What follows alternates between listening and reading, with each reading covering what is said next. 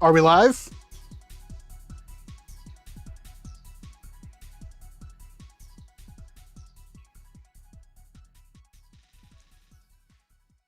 All right. Well, hopefully this is okay. Again, it's always sketchy when we're doing this. Before it was easy because the computer was right here, but now the computer's on the other side of the room, so we got to use a different computer. But all is well. How is everybody doing this wonderful Saturday night? I can't believe it. It seems like I blink and it's a new Saturday night every single time. Hey, Nuke Bomb. Hey, Low Punny. Hello, Rachel. Hello, General Strife. I'm doing okay as I could be, I guess. Yeah, this summer went by in a blink. Honestly, the weather, it's a little hot over here just because I think there's a lack of airflow, but this summer has been pretty mild, I would say. We only had a couple of days so far that are like really scorchers. It rained yesterday, which is super weird. This is clearly not, yeah. I don't know if you're talking about that keyboard.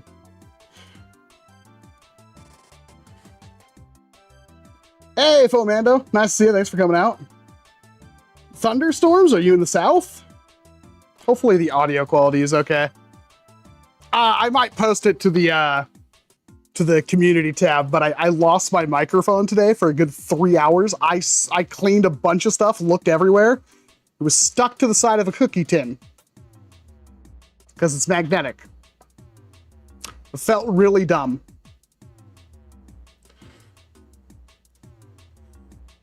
Heavy rain today? I mean, summer rain's the best rain, right? Yeah, this is some like GameStop special I found at Goodwill for $2. It's mechanical, it's tiny, it works good.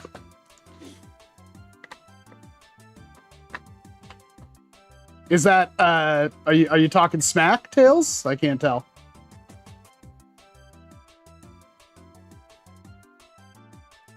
I mean, it should be on par with the last video a little bit better. I'm still trying to figure out exactly how I'm going to do audio. I want to swap to this for all my videos instead of using the shotgun mic, but we'll see what happens. I was not happy with the audio quality of my last video, and I wonder if that had a detrimental effect to it. On a Switch? No, this is a Legion Go. It's way better than the Switch. See? Look at this. We can pick this up, and I can also... Probably shouldn't do that, actually, since everything's connected to a hub. We can go like this, though. Whoa! It's a mess, but yeah. It's a full up, just Windows computer. It's the coolest thing ever. I don't know why more people don't talk about this. I've had mine for almost a year now. Yeah, it's trashed. I'm not a clean person. Nor am I productive. I'm really missing the mark on both things.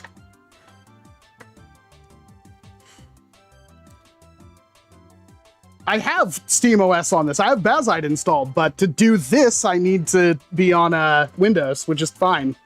There's a lot of stuff that doesn't work on SteamOS that works fine on Windows. I get the best of both worlds. It's quite astounding, actually. Don't blame me for that mess. I can.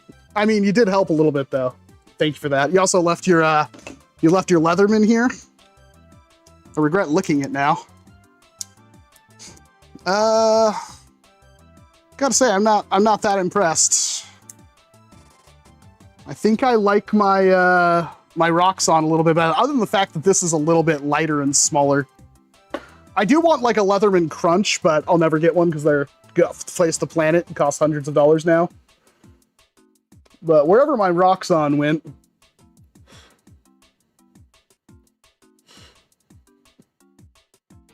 I've got a lot of drawers, don't you worry. I still haven't even remotely tried to clean up since I moved everything over here. My goal when I have a couple of extra $100 free is to put a bunch of pegboard all over here and get a couple of more shelving units and stuff installed and get that all squared away. I don't know anything about Zets other than like the short leak that happened from the new episode, and I don't watch Gav, so I have no context. Looks pretty cool. Hopefully it's good. Other than that, I don't really know. So we have, can actually bring you in super close. We have this guy, and I have been, oh God, look how bad this is. It's so, I guarantee you I could shake it out. It's like, yeah. I don't know what happened there, Dart Zone. This is like a different color and stuff than normal, but yeah, something went wrong. Not sure if that's a problem with my, hope Dart Zone isn't mad at me. It wouldn't be the first time though. So, I have been kind of trying to get more in love with this. It sucks because like I said at the very beginning I wasn't that happy with it, and then when I get it, it's even worse. This trigger is, I need to get like a luggage scale because it is bad. The Prime, it's smooth enough, but as you get farther back, oh, it's really crunchy, and forward, it's not nearly as smooth. And I don't know if I can really get a good seal test. Oh, perfect seal. I forgot to do that during the video. But yeah, I might not get a Boxer Pro because of my opinions on this, which I think it's fair. They sent me one that isn't exactly great. I have actually not yet, Brandon. That's a good point. We'll start by taking off the slide, as you do.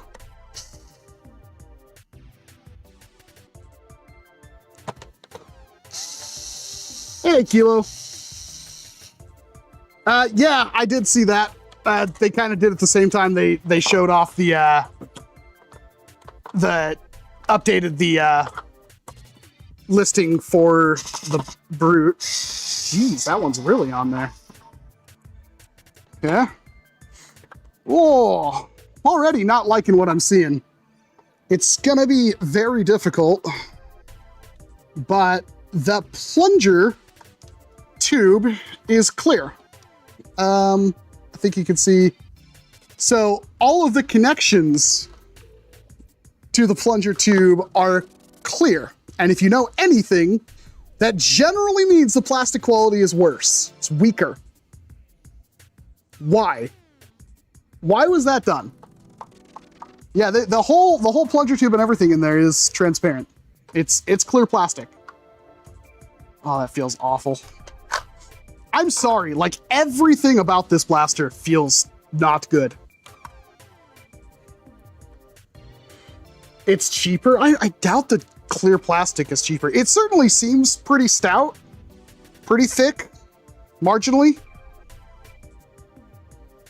We'll have to get in here. I wonder if there's any damage already. Let's remove our mag release. There we go. Pretty standard affair so far. We're going to remove our plug. I did put the plastic circle back on. Cool. No, I need you. Just because I don't know, you might be able to run it without the plug on it, or without the cap. I just don't feel safe doing that.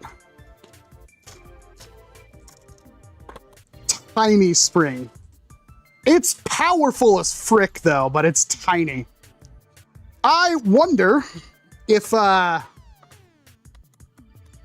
kind of dream mod for this right now is I want to see, ooh, I got some more stuff to show you guys in a second. I want to see like this converted to like a threaded buffer tube attachment. So like something goes in here and then it's a threaded buffer tube. Because once you have that slide off, there's no reason not have a buffer tube or like an end strike attachment point back here. That would work really good. It's gonna be difficult to see. Right there is a ton of wear already. Let's see if I can, there we go.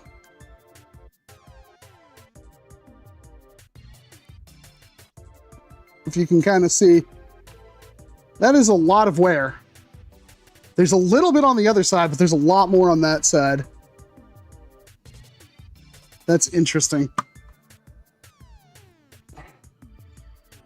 Biggest fan of the teal? I don't mind it. I think the paint on it is kind of, I'm not feeling that at all. I hate to be that guy, but I'm honestly not feeling the paint on these ones at all. Especially on the Boxer. I think the Boxer looks pretty bad. Yeah, I keep hearing that Ri-Fi had problems with his. I watched his short. It didn't seem all that descriptive, to be honest. I think he had an issue like I had originally. Mine doesn't have the same issue. Yeah, it's gotta be that like rune color, like runite from RuneScape. Yeah, I agree, Raisin. I'm not feeling it either. I think it might be their worst one yet. It's only marginally better than like the random stuff you see on like the Conquest Pro. I hate the greebling on the Conquest Pro. I think Dart Zone is still struggling to find a design, like a cohesive design language for their stuff.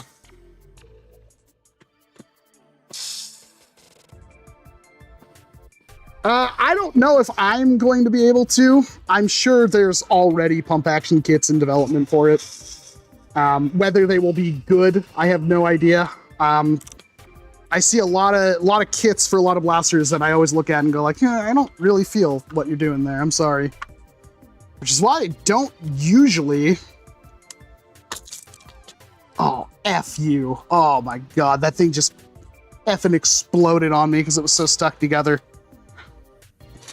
Usually not feeling the kits that people do. Interesting. So it is an ovoid plunger tube. It is a tiny as frick ovoid plunger tube with that weird kind of like notched system that the Nexus Pro and Nexus Pro X had. What is this piece up top? What does that do? Is that like a catch? I actually don't know. I don't know what this does. Trigger. Ooh, still feels awful. I'm going to remove this completely.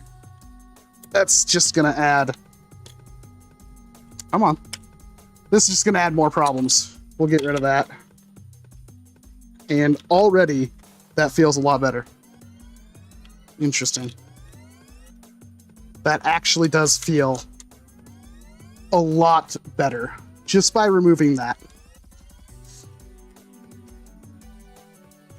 That's like night and day better. I actually wonder now. We might have to put this back together and just do a little test priming, because that almost feels like what the issue was. I feel like I lost my catch spring. If that is in fact the catch. Okay. Yeah, maybe that isn't the catch. Nope, catch spring is in there. It's a very interesting catch. You can kind of see, so this must be like your slam fire bar. We might be able to, well, no. Let's see here. That feels a lot better already. Granted, there's not really a whole lot. Ooh. Okay. So, there's a lot going on here. It still doesn't feel optimal. I am going to do my usual thing. And I'm going to just start dumping lube on all these surfaces in here, because that should minimize any kind of friction on contact. Do you have a magnet? I do have a magnet. What would I need a magnet for? The trigger on a leaf spring. No. It's actually got an extension spring right there. Well, that's so much better. It's actually take this and put it. Can we actually get this back together without any issues?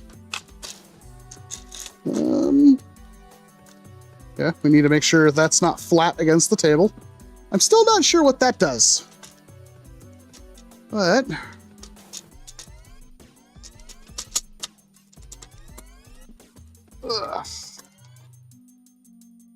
okay. Well, let's put a couple of these screws back in.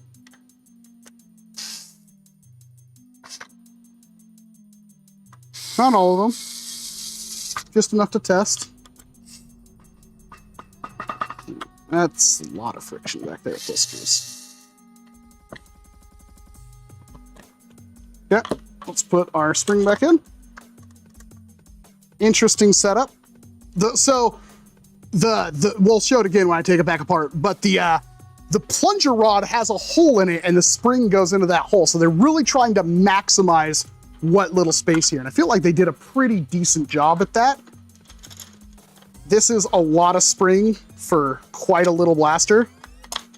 Oh, God, this kind of sucks, but though I'm not trying to get this plug back in is a little nightmarish. There we go, locked into place. That feels a lot better. It's still a little not great, but it's better. Okay, let's see how the actual catch release would be. Dirt, I did bring over. Right past the camera. Well, welcome, gamer.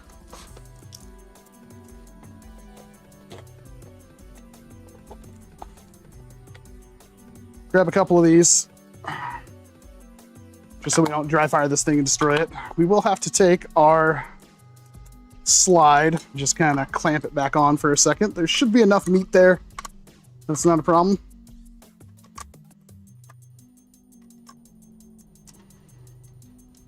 It looks like the screws in the slide are slightly shorter.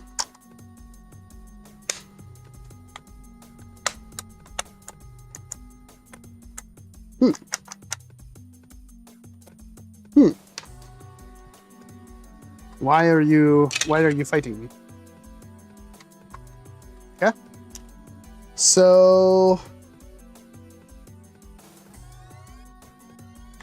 I think that that weird piece we had on the top of the plunger tube locks into something, and that lock is preventing me from blastering. Interesting. Quite curious. So we might have to remove that. I'm not quite sure what purpose that part serves, but let's see if I can just reset it. Hey, Luca.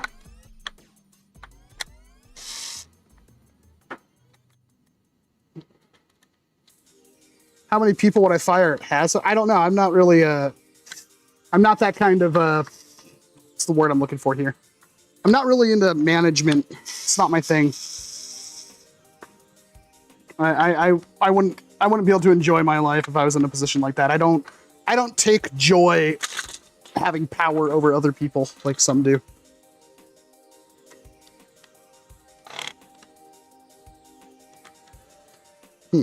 I think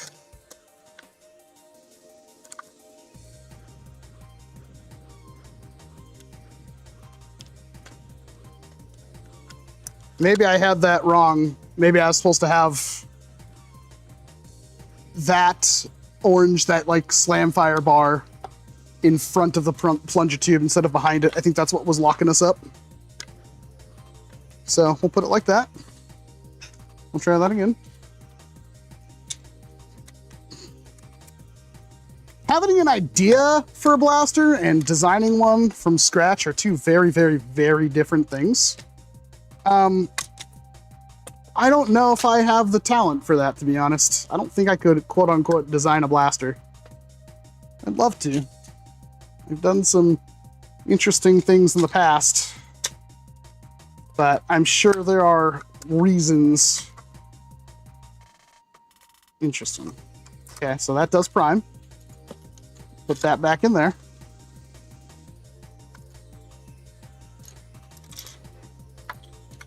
I think it's part of the slam fire. Ooh, I hit a button on the keyboard. I think it's part of the slam fire.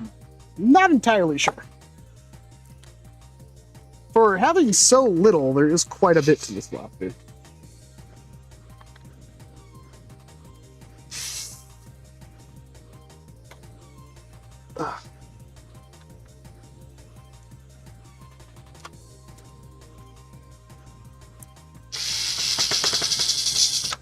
Why is that not going in? What? You're like... Okay, sure, why the heck not?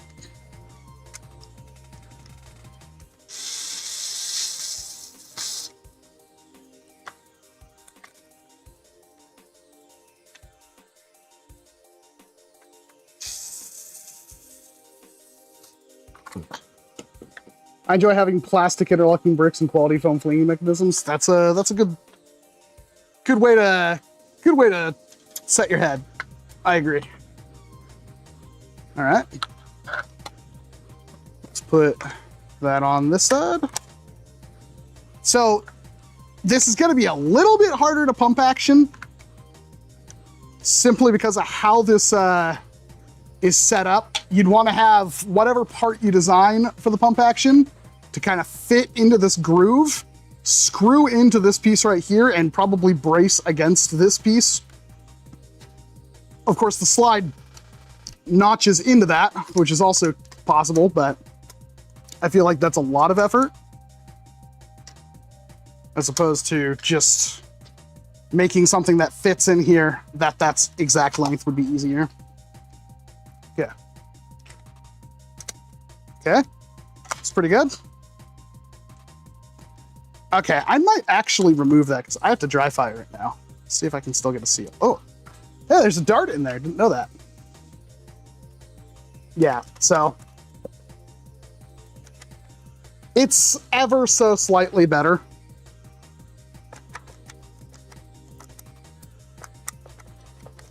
It's definitely better. It is still, in my opinion, unacceptable. Feels like it's easier to prime back. But, so, this is actually kind of interesting. Let's see if we can get this set up. So, the trigger has resistance right there. But, you have to very much squeeze past that.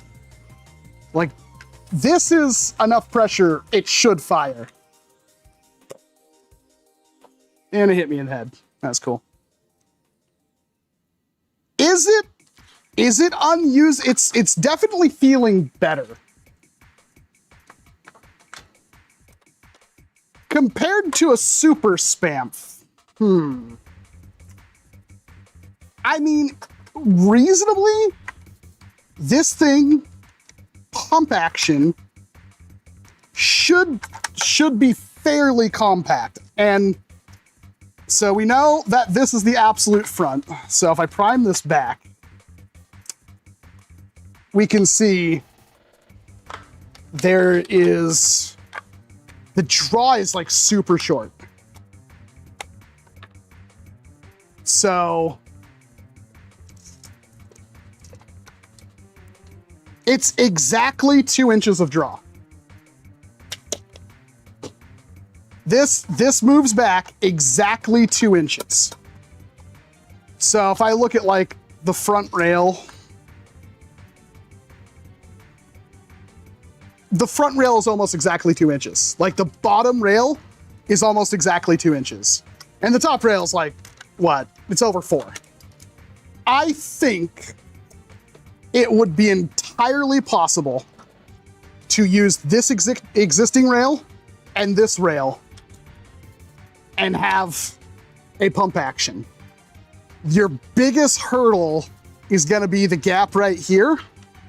But if you were to change out this piece for a slightly longer block, you wouldn't have to overall make the blaster really any longer.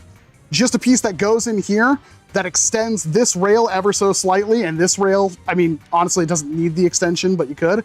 And you had that, I would say, if it was me, this is something I had a fight with Valor, who utterly refused to do it for some reason, and I had to make my own and show you on video. I want like a mini Pyragon grip, basically like a 2-finger one. I don't know if it would be able to handle this absurd draw. Maybe if I made it out of metal, or like a 3-finger one, but I'd like to have a little tiny grip like that, not much bigger than that on there. And you might be able to get that to work. So your overall length would still, it would be probably one of the shortest pump actions we could get. And I feel like it wouldn't be that hard. The hardest problem is gonna be overcoming that priming weight. Honestly, I feel like the transparent plastic, I bet you this thing wouldn't last that long dry firing it, to be honest. And then, if that is open, I would make some kind of mounting option that would mount in this spot or on the plastic pieces that are around it, right in front of the catch. Put a threaded buffer tube adapter, put a buffer tube on it, and you'll have this little tiny slam fire thing. The problem is that it is so much heavier of a prime than like a Gecko. I don't remember what the Gecko hit. I think the Gecko was like a 140, wasn't it? 120, maybe? This is so hefty of a prime. That's the biggest downfall right here. Like, I'm sure there's not a whole lot that could be done different, but it's like one of the heaviest prime blasters I've gotten my hands on.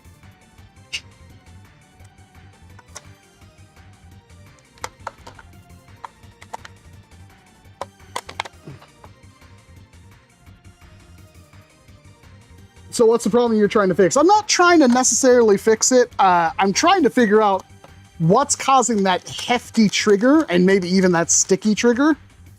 So I do want to try to figure that out, but I'm also just kind of brainstorming here.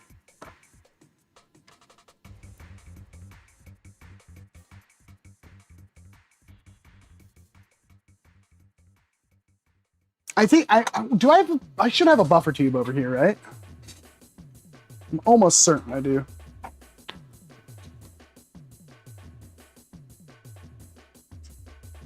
Like I have an end strike buffer tube, but I want like just a tube. Thought I had a plastic one over here.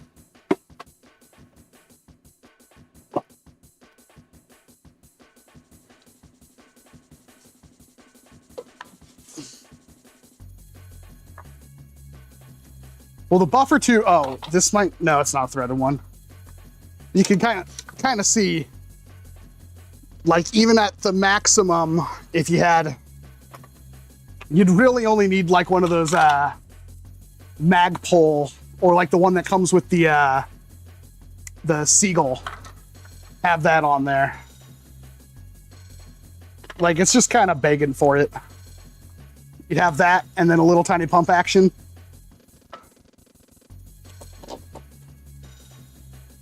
It's an interesting design. You can see they're kind of up against a wall. I wish I could find, I still can't find my Mark 2.1 or my Mark 2. I have both. This honestly might be closer to the Mark 2.1. I think I said it's smaller, and I feel like it is. It definitely feels bigger than a Mark 2. Going off memory. The Mark 2 is tiny. A much higher quality blaster. This is not so much. I don't think you can realistically get pump action on this. I could, because I have that. but I don't think a 3D printed thing will work with the stock spring. Hey, Brian. I have an Nexus Pro downgrade spring run. It should be the same diameter. We'll cut it. So are we saying this is a good blaster? I'm still saying it's not. I'm willing to listen to arguments, but I really don't feel like this blaster is worth your time. It's so hard to demonstrate the problems with it without handing you the blaster. If you grab this thing and you went, ooh, and then you'd like try to fire it and you'd be like, Brian, was your trigger garbage? I actually need to know. Because like, that's better because I lubed the crap out of it and took out the safety, but it's still not great. I guess I would argue that's usable. Honestly, I would argue it's still not good. It's usable. That's better. Mine isn't. Okay, so we're having quality control issues then. Oh my God. Okay, the darts. What the hell happened with the darts in the package? Did you see how they had little like white things on them and they were super worn? The dart head had like a divot in it. Like with mine, I'm guessing that's just an issue with mine, but I swear to God, I could go outside, find a dart that's been in the driveway for 3 years, and it will be in a better condition than the dart, like one of the first darts I tried to put in this blaster. That was insane. I've never experienced that before. How many darts have I've never like picked up a dart that's worn from the box.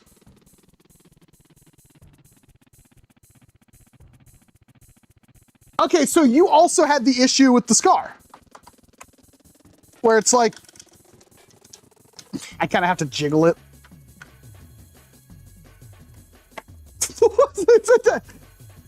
If you put it in just right, it'll literally just fall the freak out. It's unusable. You'd shoot this off. Actually, I want to try that.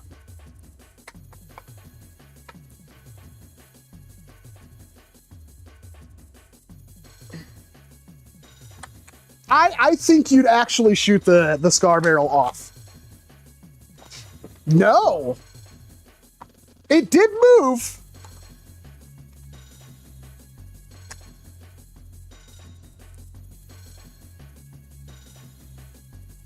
I mean, it felt like a worn dart. And the back of it was split. What is, can you give us a leak of what like the blaster hub rating for this blaster would be? I can't tell if I'm being too harsh or not. I really do feel like this blaster's not great.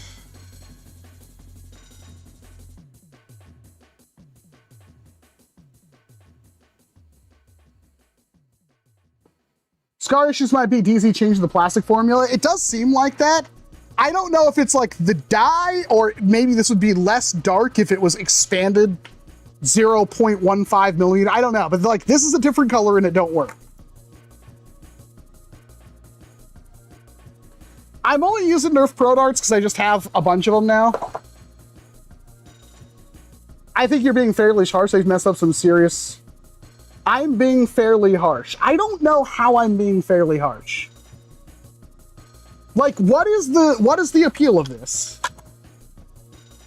Like, it's super tough to prime. The trigger is gross. Doesn't hit that hard. It's legitimately not enjoyable to use in any factor. Like, the slam fire on it is worthless because of how heavy it is.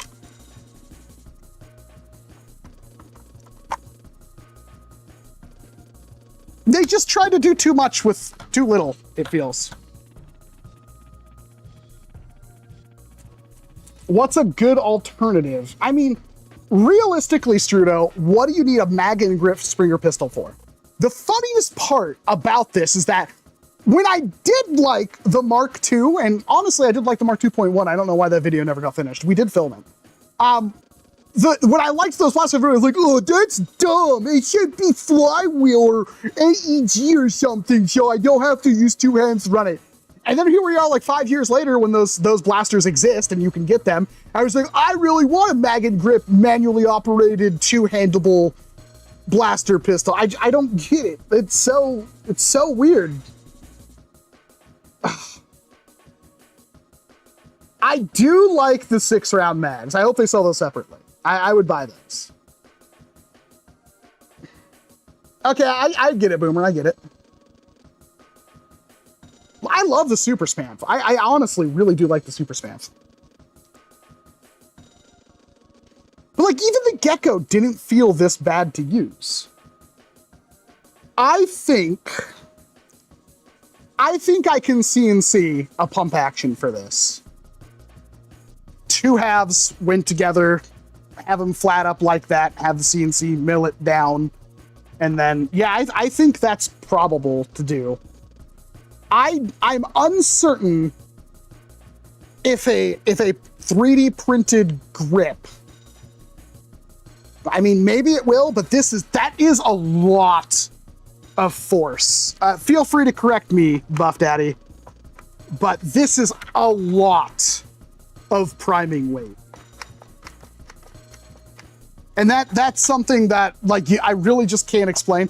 There are gonna be people who get it, they're, oh, you're so weak, Walcom. That's what happened with the Aeon Pro, and I thought the Aeon Pro was usable.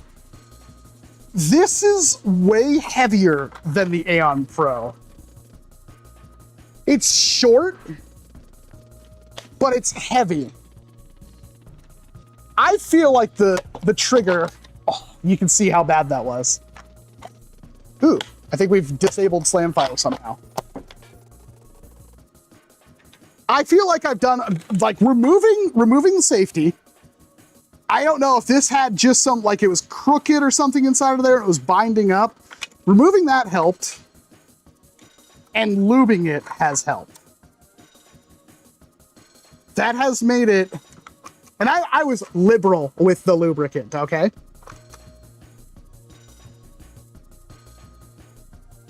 Well, that's because you're using full-length darts. They're heavier. Dark Fox. I skipped my prostate exams. Oh, I get it. I think you always say that, Zero. Who has those scheduled on a Saturday night or a Sunday morning if you're in like the other side of the world? I don't like the Aeon pump action. Way too stiff for me. Yeah, I personally would never warrant getting a pump action kit for an Aeon Pro X. I just couldn't rationalize that. It's weird. I mean, maybe I could. How much shorter is an Aeon Pro X pump action compared to something else out there? It is true that tiny pump actions, like I think the quintessential one is the Unicorn. I'm trying to think of like what else. We got Tag with his gnarly kit. I still haven't printed that out. That looks pretty okay. I might have disabled it on accident, David, because it didn't like that. Let me see if I can dry fire slam it. I might have effed up because it did not slam fire. It feels like something was in the way. Hold down the trigger, prime it back. No, I just have to shuck it home harder.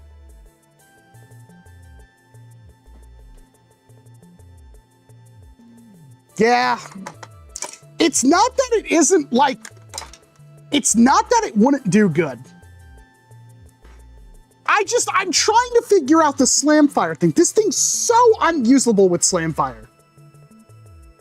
It really doesn't feel like it's a good idea to slam fire this blaster. It is so heavy.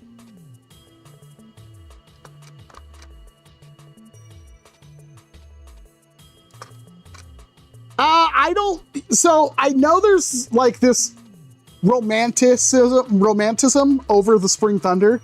The Spring Thunder just doesn't feel as good to use compared to like the Colonel Wasp Firefly. The Firefly feels pretty good to use. There's definitely room in the world for more pump action, you know, tube fed Nerf shotguns. I feel like the Spring Thunder did it right with the different kinds of ammo, and that does add an effect. The main thing that the Firefly platform is good for. If you're allowed to use 50 caliber foam balls, some wars won't let you because it's kind of like just advanced littering.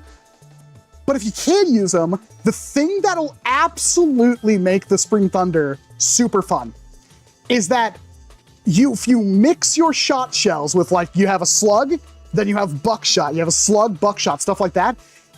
What you'll find if you're actually like at a game and stuff like that, you'll figure this out pretty quickly. People will have blasters, the blasters will have a specific range. Most people try to get as close to the FPS cap as possible. And when they're like taking pot shots at you, you'll start to figure out, okay, that's their range, that's their range, that's their range. The Spring Thunder can drastically change its range, and it can do it without the opponent ever knowing. So the footprint for the 4-shot buckshot is really nice at mid-range. But then you can also instantly right after that swap to like a maximum distance slug. And that is going to, it's a totally different game. It's not better than just running the most optimal setup, but it is unreasonably fun. That's what the not the Spring Thunder, that is what the Firefly is good for. The Spring Thunder, if you have a game, which honestly HVZ would kind of be that game, and then you have issues because you have to really downgrade your Spring Thunder, and when you downgrade the Spring Thunder, it becomes far less reliable and, in my opinion, usable. But you can swap to Mega, you can swap to Rival, you can swap to multiple shots of Elite or short darts and stuff like that. It's just like, there's almost no point to do that. That's where the issues start to crop up. And I feel like even though the Spring Thunder, or the Firefly is relegated to like just the buckshot and just a 50 caliber foam ball, like I guess that's the buckshot, and then a slug, which would be a short dart. Even though it's stuck at that, I feel like those are the only two things you need. If there was like an HVZ that had like, or if your game is well designed, even your normal standard, bog standard games, like Defend the Core, which is my favorite game mode, Defend the Core can attribute higher point values to different darts. And I feel like that's where like the Spring Thunder would shine. And if I was developing a game around that, I would have, like, you get bonus points if you have like one of each of like 5 or 6 dart types, you get extra points. So there's more of a reason to run. Like I have a Vortex disc, I have a Mega XL, I have a Mega, I have a Rival, I have a short dart, I have a full dart. And that way it's like, cause like Defend the Core can be completely obliterated if everybody's just running Rival, for instance. Or, you know, high, like Lepises or something like that, where you can just mag dump into the core. So that's why I like Defend the Core, because it plays more like a sport than just a standard, bog standard like game where you're just shooting people. And on top of that, you can balance things a lot better. There's so many ways to balance that game mode, and it is actually impressive to me. I remember, granted, I know why the dude didn't pay attention to me. I know why he wouldn't care, because I'm basically there like trying to give him ideas for his business, and he doesn't want that. But I spent a lot of time trying to design like cores and everything for Dart Wars when I was there. And like, if you combine like just basic, like decent cores with like maybe even wireless counting and stuff like that, although it'd be hard to differentiate between the darts. But basically you just have, it's like basketball with darts, and you just have like, you know, sensors when a dart goes into the core, it can light up for a little bit or something like that. And you can have, maybe the more darts go into it, the colors change or something like that. And then at the end, you just dunk it out and count it. And that would, you know, whatever team got more points wins. Honestly, that's, I think, the best way to go like a Nerf arena. Feel free to steal that one, I guess, because I'm very far away from doing that. But that's like my dream is like, I would have really nice, you know, cores that are easy to like pull out, like dump darts and stuff like that. Maybe even have like a vibrating thing that would dump darts into specific places. I don't know. But like you could have it like visually interesting. You could flash or something like that when their dart goes in. You could have a scoreboard that says how many darts have entered it. But having more darts entering it doesn't mean more score, because you could give like Mega as 3 points because Mega's harder to use, and you know Mega XL's 5 points because Mega XL's harder to use. And that would be, I think, the best way to do like a game like that. That would be where like a Spring Thunder would shine, I feel.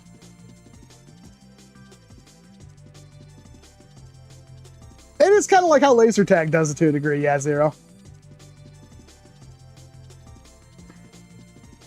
Omnia Pro Gen 2 is $50 worth of price. Honestly, I don't know. It's a cool blaster. Gen 2, it's slightly okay. I don't know. Oh my God, Ryona the Fun. I didn't see your super chat at all. I am so sorry about that. They super chatted $5 and says, thanks for all the great content. I am so sorry. I did not see that. I don't know why I didn't get the notification.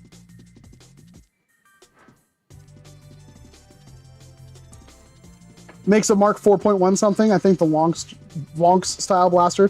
I think the only issue I have, and I'm not sure how fixable it is with the Mark IV, is the fact that you could drag darts from the mag back into it and grind it, jam it up.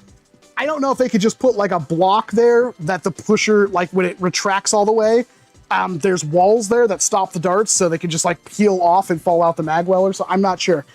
It's easy to unjam a Mark IV, and the Mark IV is pretty much bulletproof. You can't really break them, but they do have some issues. And that's the biggest one, is jamming. Jamming is horrible in the Mark IV. I've decided Firefly to do the size and such, but then again, I want to make my Firefly into a trench shotgun. Firefly is a little bit interesting for that, because it's a pistol grip one. I am going to fill up my bottle with some Sprite tea, because I'm a madman that actually enjoys it. I heard it's pretty hit and miss on if people like the Sprite tea or not. I really do like it, and I'm not even like a big fan of like lemon tea. I don't know, for some reason it's just really been good.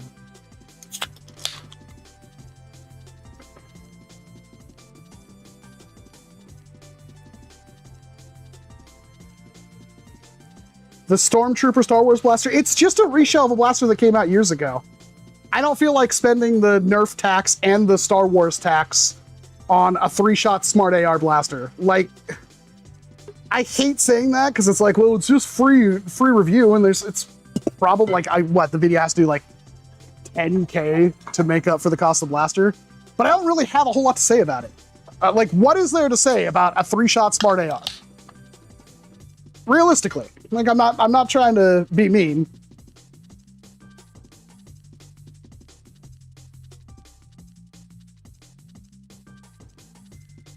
Like, if there was a huge demand for it, I could imagine that. And it's one of those things where it's like, I haven't actually seen it on store shelves myself yet. But it could be one of those things where it's like, yeah, that video would get billions of views because nobody else is talking about it. I'm pretty sure I have one of the old ones. I could clickbait. There's no difference, I'm fairly certain.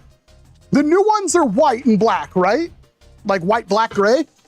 Stormtrooper colors, and the originals were green, black, gray, or red, black, gray.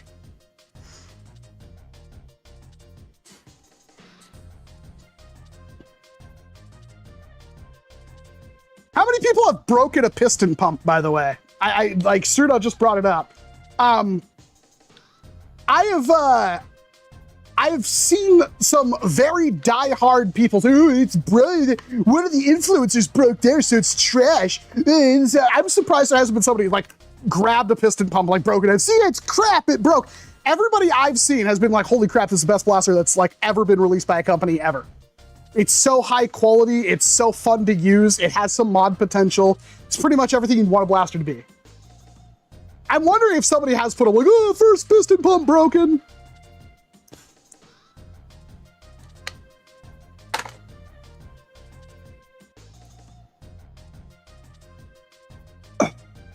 What's going on with my neck? This is just a neck fan. It's a bit warm over here, so I'm like trying to keep less sweaty boy for you guys.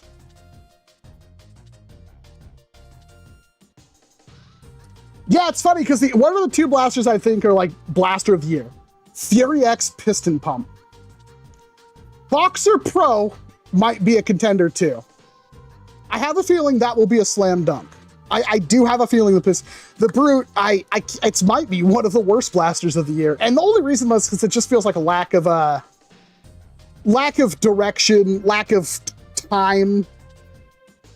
If the Brute Pro, honestly, was like a little tiny SMG pump action, I feel like that would have done better. And I feel like the only way that I could reasonably see that happening is with like a full metal grip, and you know, and which I could do because I have that. Piston pump's so expensive. $72 isn't that bad for a blast, especially for the piston pump where it's literally $150+ blaster with all the things fixed on it for $72. I feel like that's a steal. And by November, it's probably going to be like $45, $50. That's kind of what I'm waiting for. I wanted to get a more piston pump. I'm just going to wait until it goes on sale, and then I'm going to buy like 4 of them. I want to get 2 of them, you know, that kind of thing. It's going to be difficult to do like doubles if I do want to go that route because the motor and everything's in the grip. So I would have to move the grip back and link the triggers, but it still wouldn't be that unfathomable to have 2 of those like that, yeah. By the way, is that a Martini-Henry in the background? You're the first person to point it out, I'm pretty sure, Mr. Shellshock. And yes, it is a Martini-Henry. Let's get banned off YouTube. It is a toy. It's got an orange tip. But check that out. Ugh. I just got this in like 2 hours ago, and it took me an hour to put it together. But, there we go. Ugh. We get that. We get a shell with a dart. Put that in there. We put that in the breech, close it up, fire it, and then it shuts out the shell. And it is unreasonably cool. And everybody who's like, oh, shells, I hate shells. It's got a shell delete. There is a thing for that. But come on. There we go. Oh, how easy it would be for me to show you the breech. But it's got a hole, it's got the door, the like rolling block. And then it's so awkward to do it at that angle. Yeah. What a cool toy. And it hits pretty hard. I do feel like if you're not paying attention though, you might be able to damage this thing. Yeah, I like it. I haven't played that much with it. Like I said, I've had it together. The cool part is this.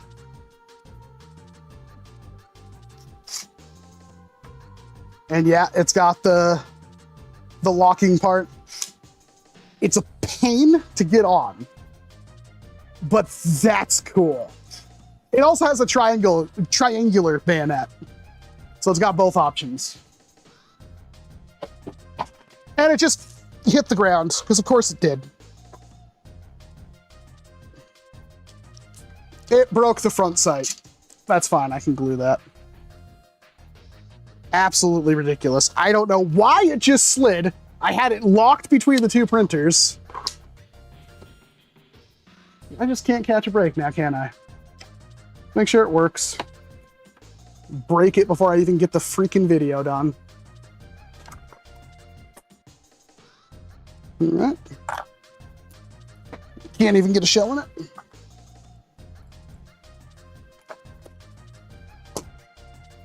We're fine. Let's just put that back up here. Let's get the front of that sight. Let's super glue it back together. There we go.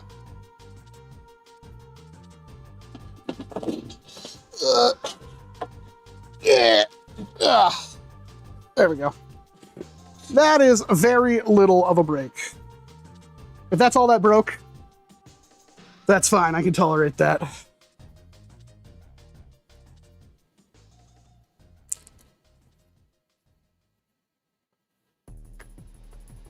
We'll just put a tiny bit of super glue. That is not a tiny bit. That was way too much. Put fiber optic back.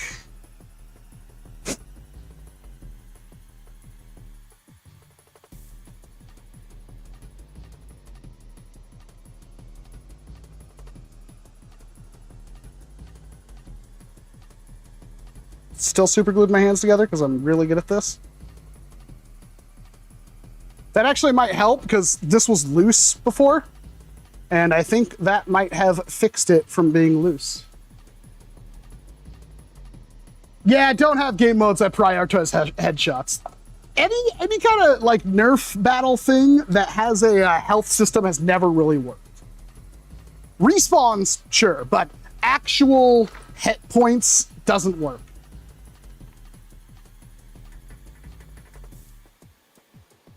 You take on a Nerf game where, yeah, I just don't think so that would work, Nick Shade. I only just got it, Aiden.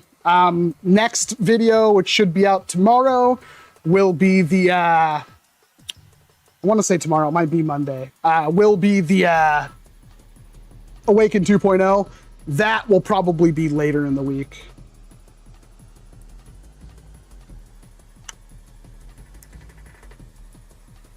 Now we take this, and we'll just,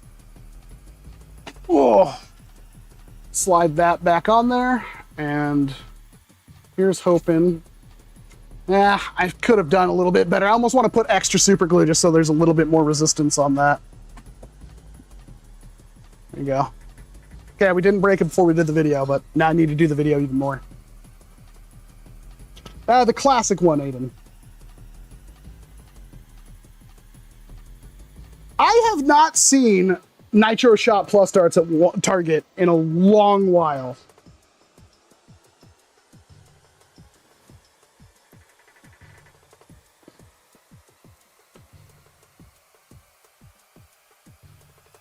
That's weird. I hear both really good things about Dart Zone customer service and then really bad things. It's kind of impressive, but company's gonna company. I feel like Dart Zone has more goodwill in trying to get that kind of stuff going.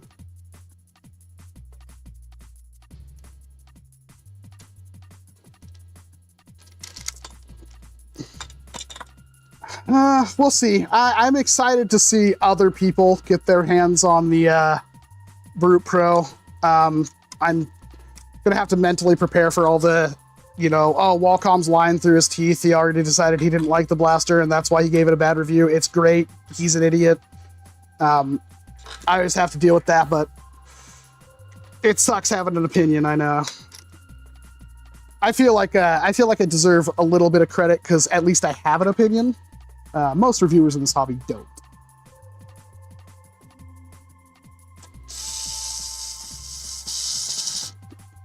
We'll make sure we get this back together. Oh, the best we can. Pump action kit is the, like, kind of the saving grace for this thing, and I just don't know how it's going to work. We'll see. Oh, that full metal bolt action down to 388. It's cool. I can't in good faith tell you need one. And that's just how that's going to be, unfortunately. It's not a bad blaster. In fact, I think it's one of the coolest. I mean, Solinus was here. What is going on with half these screws? Solinus was here and he couldn't put it down.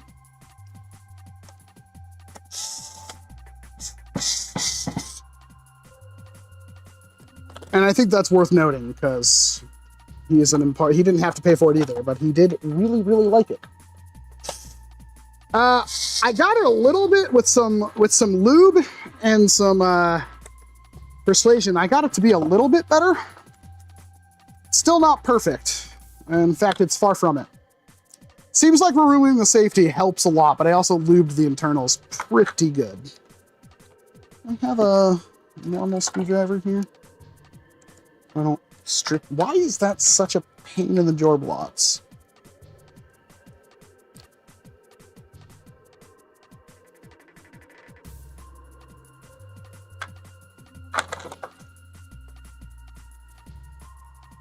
Brute Pro Hamp Mod? Almost. Mag? Is there been a mag-fed hamp? I'm trying to think. I feel like that would be incredibly difficult. But I feel like maybe Buzzbee made one at one point. 1 point or two? That's a great question. Personally, I prefer one sling point.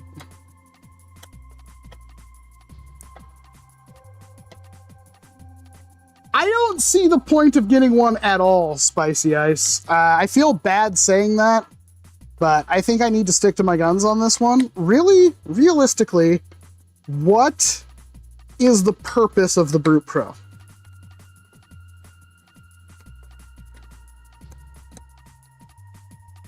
I have one long screw here, and I'm not certain where it goes. But if all the screws went into your blaster, you never really took it apart now, did you?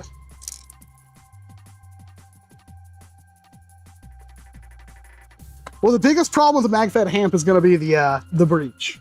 That's going to be very, very difficult. You'd have to have some kind of spring thing. I want to say it took about a month, Aiden. Although I think your mileage will vary, obviously.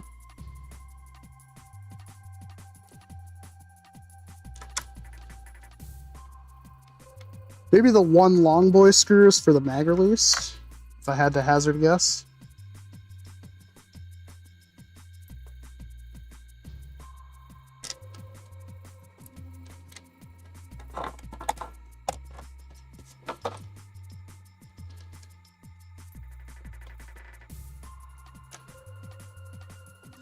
I've brought that up several times, J3DB. The locals never wanted to do it. I always feels like the reason why they never want to do it, though, is because it was my idea.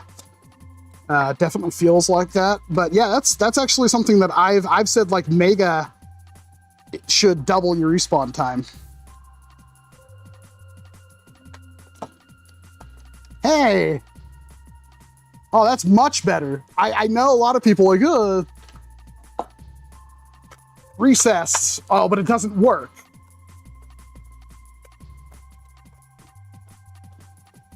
How come that doesn't work? What? Why would that not work? What?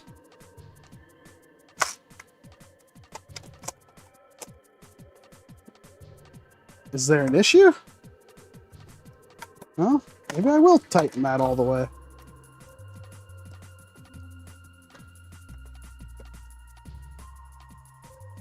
Or maybe it isn't supposed to be the long boy. I don't know. It might not need to be the long boy, because that's definitely more exposed, but no, that's way better. I don't know what I did, but I don't know why that can fall out sometimes. Yeah, because like it was flush before. I think that's optimal. I'll try not to Solinus. $10 for a Silent Gnarl is crazy. Now the spring is in there.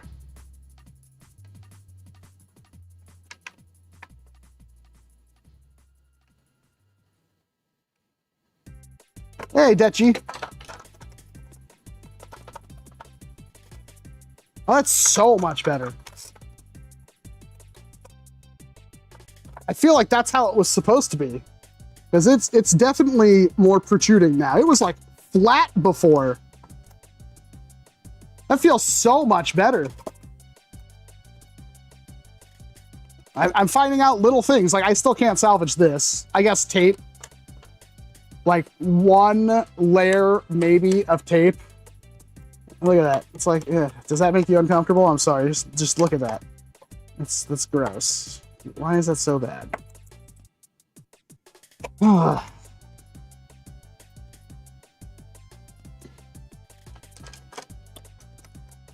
don't know. I'm trying to figure out what exactly the purpose of this blaster is.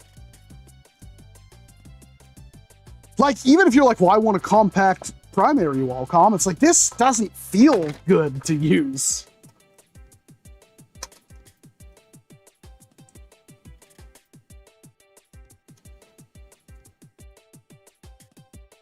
That makes sense, Iceblade. It's just a really simple, like, you just change that one part and it would do better.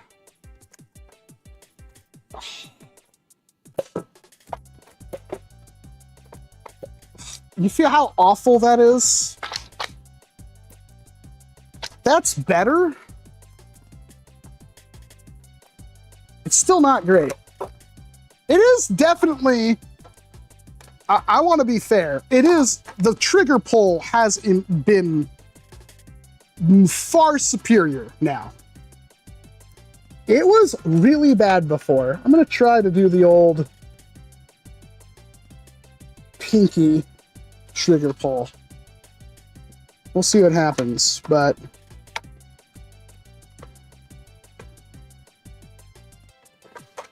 did that strip out or something? No? Yeah. Let's put a dart in.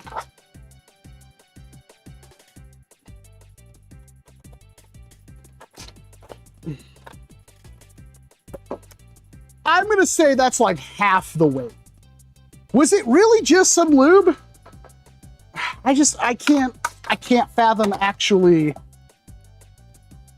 like whipping this thing out and trying to slam fire it.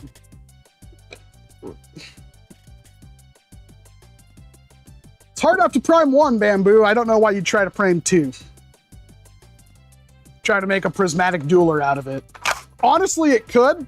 Slap two together, make this a magwell, move the grip back. You could. The problem is that prime is going to be atrocious. I don't think there's a material that you could use that would make that not break itself in some facet. Favorite real shotgun? That's impossible. There's so many I want.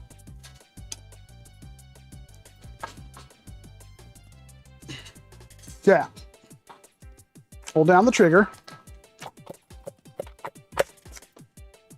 That was okay. It's not optimal. I really just don't feel like if you have this thing on a sling. Oh, I just realized there's like no sling points on this. Oof. I might have to stand up and give it the old college try. Yeah, I really wish it fired when you open, but the breech would be open. It wouldn't work. Refresh my memory. The 2.1 wasn't slam fire capable, was it?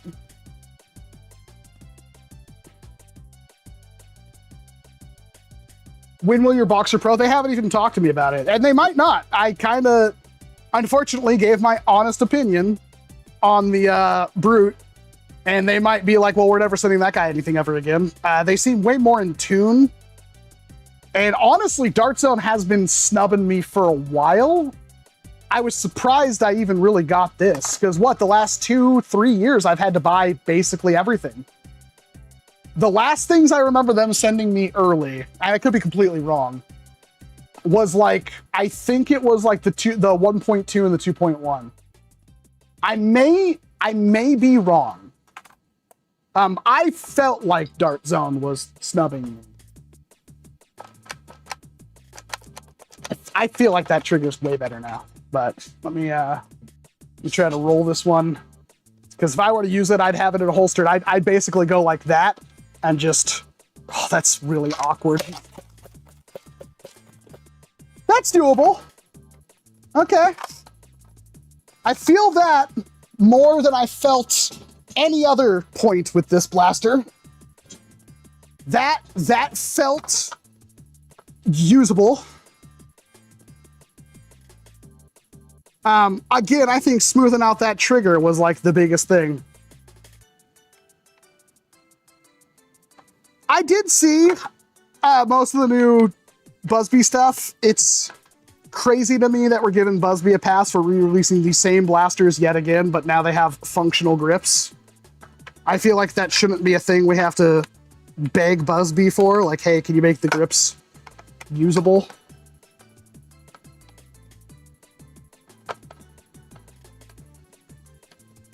I feel like all of these screw threads are stripped out now. I'm not even joking. It seems like all of them. I might do one more run. Because like the Slamfire was so awful before, but I feel like lubing up the interior and fixing that trigger makes it a lot more enjoyable. I think it's worse. It was worse than the first gen Aeon. I also, Like, I get it because they designed it with this plug back here. I really wish it, like T-poles, man. Like, T-poles are so much easier to use. So, you know, you have your in your pocket, right? And let's see, for whatever reason, you need to use it, and you just go, you know, that's not bad. That's not bad. I'd give it a point back. I'd still, like, actually maybe 2.5. I still think that 3 is too high for this thing. This plug is holding up. I haven't had to put this back in. I wonder if my accuracy is improved at all. Yeah, that's like night and day. It's so much. I wish I had a luggage scale on me. Just wasting this whole, but this is why we go through so many darts on the channel. So if you ever want to just send darts to the PO box, it's always appreciated. Heck, if you send me a box of darts or something, I'll always give you a shout out in the video. I use the box of darts, so just make sure your name is somewhere in there. But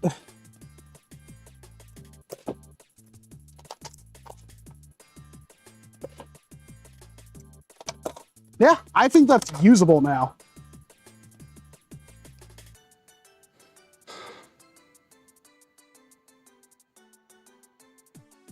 Was selling a bunch of vintage blasters and drawers of vintage ammo. Man, vintage ammo is the real important thing.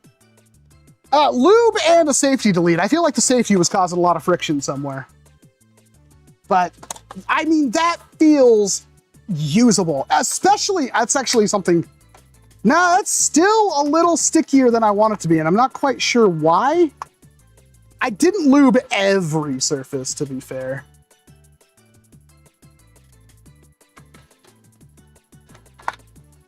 Let me try. We still got this bottle here.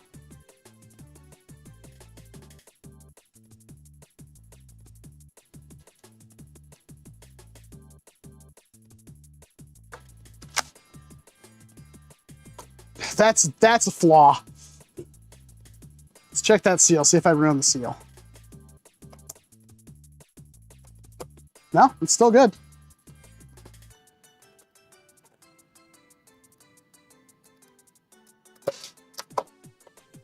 I mean, let me see if I can hit that one more time. I'm trying to like find a target at range.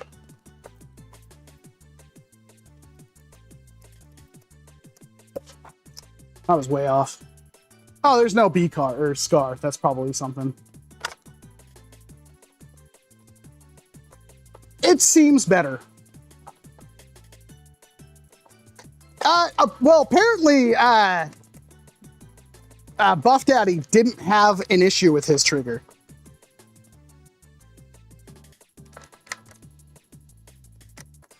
Notice it's not sticking anymore. That is very much nice that it is not sticking anymore. I will lube up every surface. Because I think it stuck multiple times in the video. I don't know how much I cut it out. How's the barrel chamfer? I didn't really check the barrel all that much, to be honest. It seems fine. Well, I mean, everybody seems to have an issue with this. I am not the only one. But that's the thing, Bamboo. Like, even if it worked fine, the issue is like, and this might just be a you know, physics issue. It's just too much, right? It's too much to be reliably slam fireable. And yeah, I feel like even if it was perfect, it's like, that's a 3 out of 5. Because my issue with it is like, why use this? Realistically, why use this blaster. If you like it to like it, that's fine. $25 for mag and grip, sure. A lot of people haven't been able to experience mag and grip, but it's been around for a long time. But even if it like worked, what's like, why would you use this over the Aeon Pro? Honestly, I'm not trying to be a dick. If you remember correctly, I didn't even like this blaster. And I'm still trying to figure out why you would use this. Like, yes, this is grip to grip. This is a heck of a, it's like, it's basically double. But realistically, how much worse is that? Like, you're getting so much more. So much more than this. And I'm trying to find, like, I guess the biggest thing is, like, if you wanted to use this as a dedicated swap to secondary, okay, I could see that being a thing. It's not a sidearm, but it could be a dedicated swap to, if it had a sling loop on it, I could see that being nice, just be able to pull this thing out. And that's what it's like, that was gonna be my use for, is like, as a secondary where it's like, you can just like, okay, I'm gonna, you know, clear a corner and I don't wanna use my long range, you know, my primary. I can have this on me, 12 shots, you know, have a sling or something on it, just grab it and just, you know, peek around the corner, slam firing the thing as much as possible. That way I don't waste ammo in my primary, and I'm not gonna use this enough to warrant carrying too many extra mags. A Venom would do that way better, but that's also a flywheeler, fair enough. This'll fire faster than an Outlaw, fair enough. So there is potentially a point for that. For a primary, I don't think the compactness is gonna outweigh what you'd get with something like the Aeon Pro, which again is the same price on store shelves. Actually, this was cheaper at one point. This was, I checked the MSRP on this once and it was 20 bucks instead of 25. So like there is something there. Like every blaster kind of has a use, it's just how important is that niche? Now I can save my money. Again, Warren, I would wait for more reviews. Obviously, like I've kind of got this figured out a little bit. It's better. It's not perfect, but it's better. Like I could get wrecked by, if I were to give this to somebody else, they could Shrek me with it. I wouldn't be surprised. A lube and removing the safety. That seemed to fix most of the issues I had. Ergo-wise, I cut out, I think, a lot of my complaints about the ergo. There's a hot spot on it that's rubbing right here. It's not exactly all that comfortable, but it's not unusable by any means. I can complain about anything though, can't I? Is it worth driving 17 plus hour for 40 Supermax darts and over 100 vintage missions, a drawer for a vintage clips and belts and gyro strike ammo? I doubt it. I would. If the price was right, I would. I absolutely would. I mean, gyro strike ammo by itself is like almost you can't even get it. Supermax darts are unique and they're very hard to get. I only have like 4. $500. Okay, well, it really depends how good that vintage lot is then.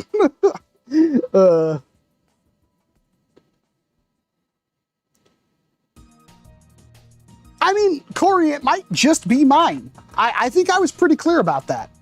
I even made sure I titled the video, "My Adventure Force Brute Pro Has Problems." And it's concerning because, as others have stated, you would think Dart Zone sending me one, they would send me a good one, right? You think that.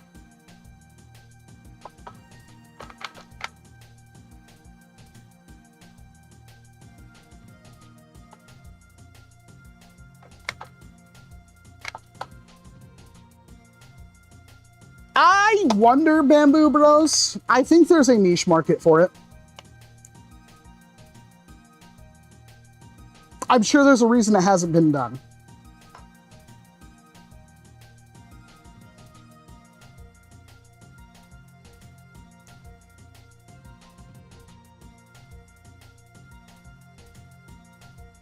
I can see that happening, Robo. It wouldn't last long, but I can see that happening.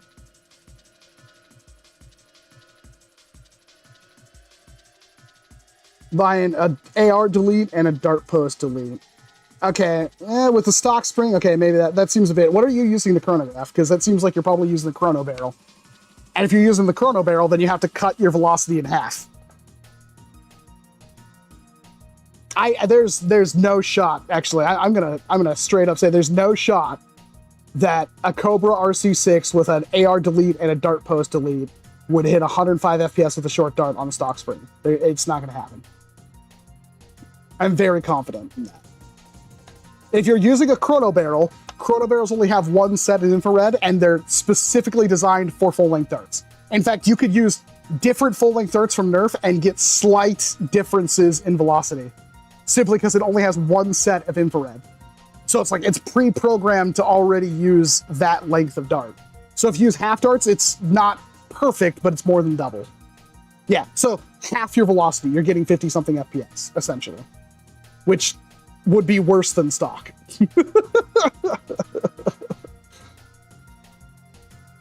Chrono barrel's cool. Yeah, I really like it.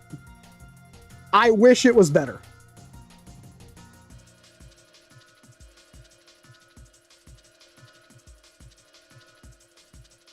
I don't think it's pre-production. It came in the packaging, and honestly, they already said that they're going to have it out by November, not the November. I just think fall November, even though fall is like October.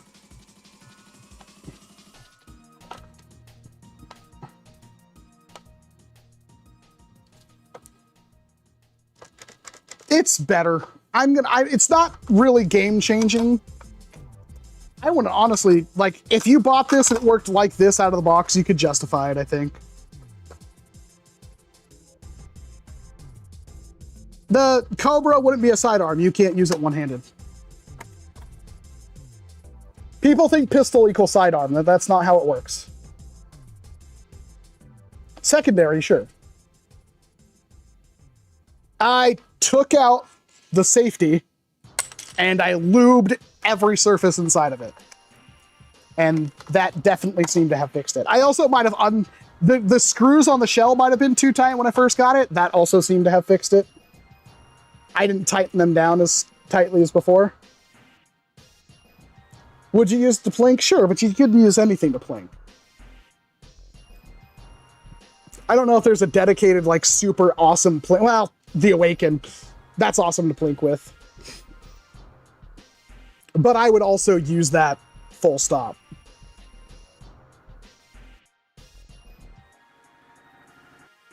Oh, man. It's warm.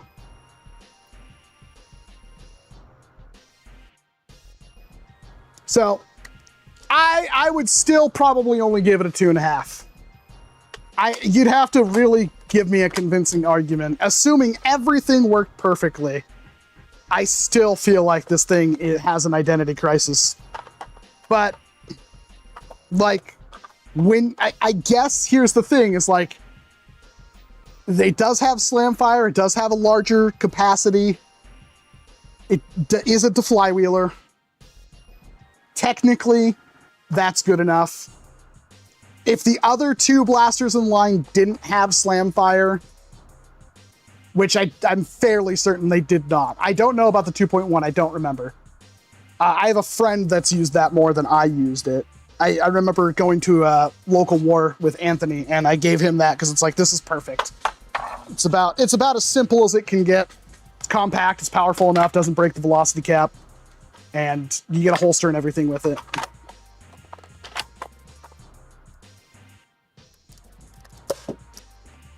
Yeah, well, that's better. That is demonstrably better. I can't find it.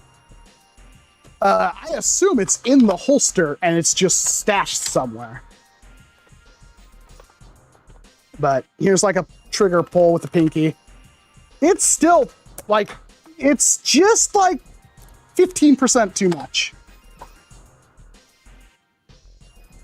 Well, your mileage is going to vary, Nicholas. I honestly, I wow, I burned through that entire box. Holy crap. I honestly don't think that I had the quintessential what's going to happen with your blaster.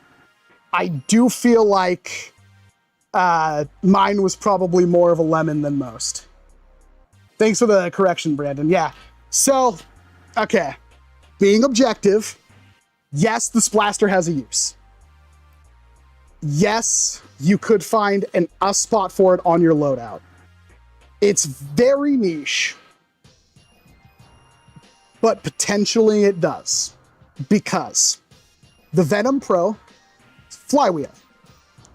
The Outlaw, 6-shot capacity, doesn't use mags. Even if you convert it to chain fed, you'll get more sustained fire, but you'll still have a lower rate of fire. And with the chains, it would be more difficult to reload. And the 2.1 and 2.0 don't have slam fire. And the slam fire, potentially, in my opinion, the slam fire potentially does have a use. There is a use to having a 12-shot mag. I don't think the 6-shot's gonna do ya, but a 12-shot mag fully loaded, have this in your gear, and let's say you're coming up to a corner or a blind spot, whatever the case would be. Let's say you had to push into that. You might not want to use your primary, because you might have to use your primary for, long range or something like that. So let's assume this is not your maximum capable range. There would be, if you're, you drop your primary that's on a sling, you pull this out, you grab that, you hold that down, and you just turn the corner and just try to paint your targets with it. I'm not saying it's going to be super useful, but there is precedent for that. There is use. There's also potential of clearing a corner, like peeking a corner with it. Less of you would be exposed because it's such a compact blaster. So if you needed to peek a corner, you could potentially do that.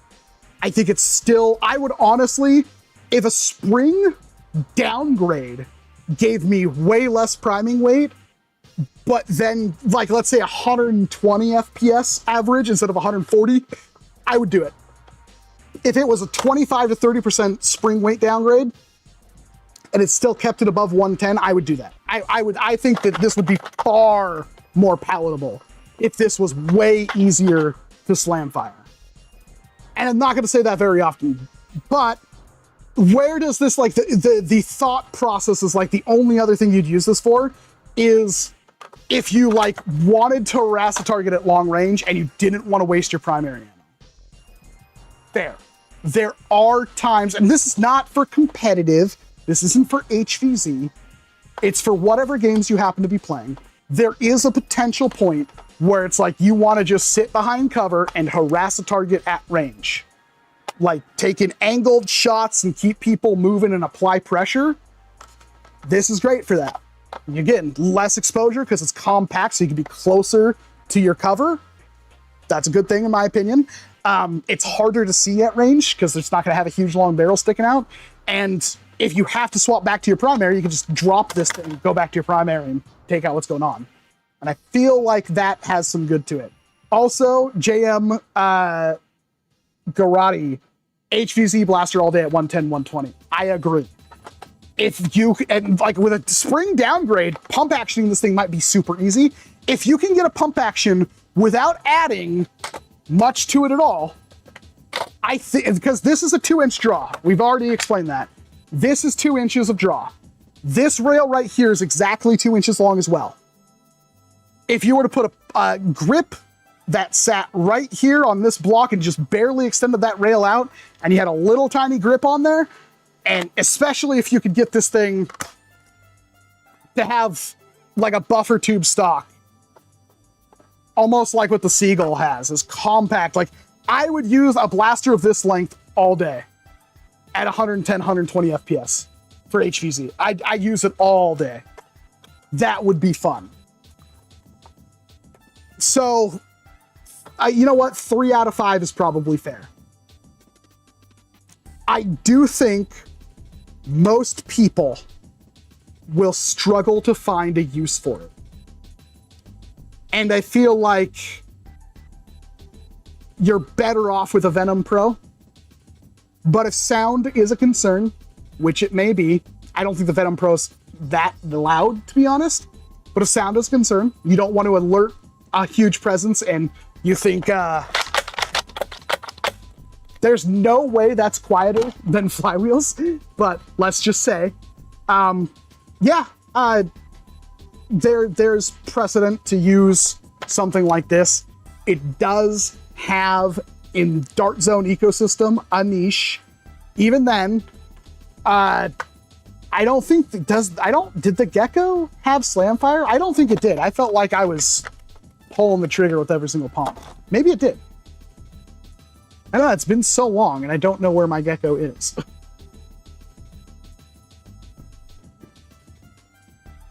So I do think you can come up with a use for it.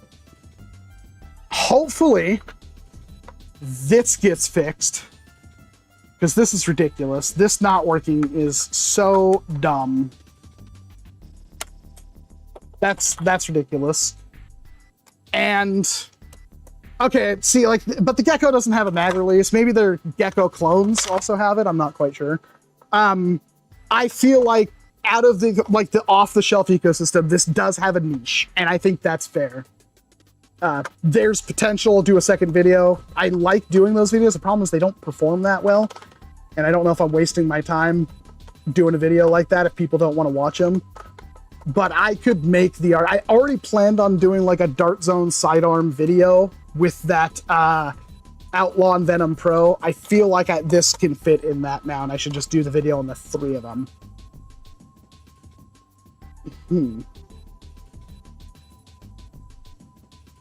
The Cricket Pro does not have Slamfire.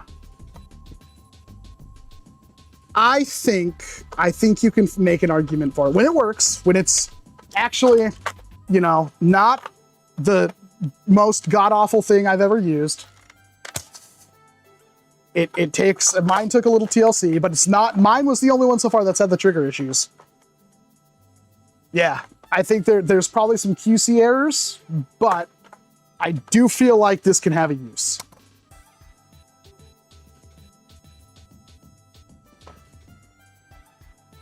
I think I'm comfortable saying that now. And now that mine feels okay, I mean, this was bad. Now it's not my favorite, but it's okay. Cricket Pro with collapsing stock. This thing with a folding stock would be so sick, you have no idea. If you could make like a metal folding stock, that would be sick.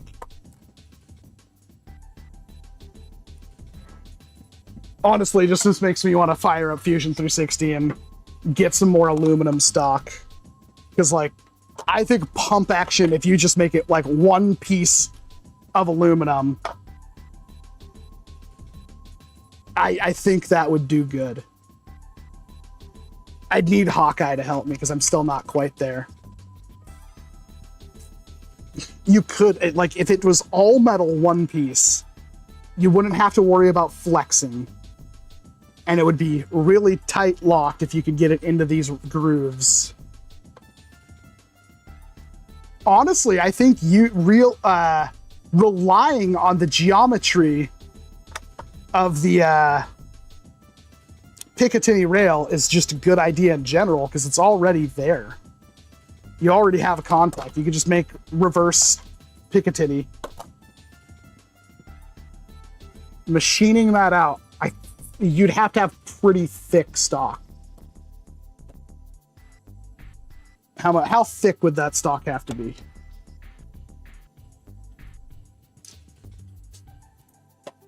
Let's say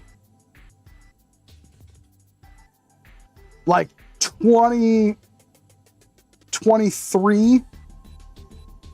minimum, 23 millimeters.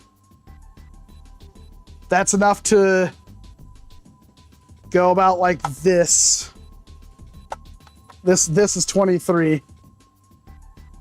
And then that big block, mill it out, half, have it bolt together. I think that would work. Here's $1 for the replacement filament when you fire up the X1 and print out the Acorn signet. I don't know what the Acorn Signet is.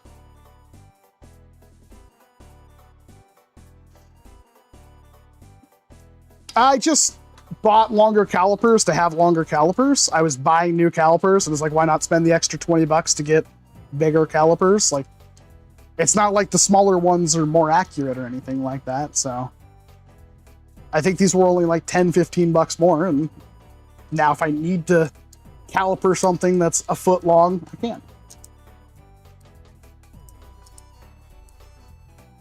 I think the Cricket's better. That's my opinion.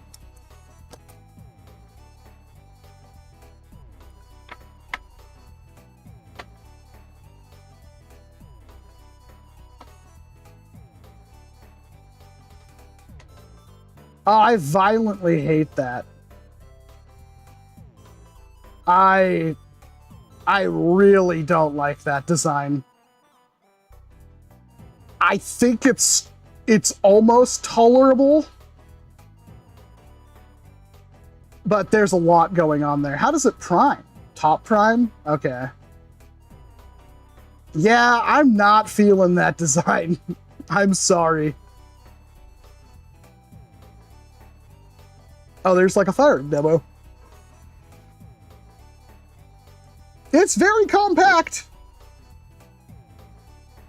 That's not bad. It's just something about that barrel makes me not happy. It's, you know, that's not bad. I may not like it, but it's very thin. It's very compact. I think that has its uses.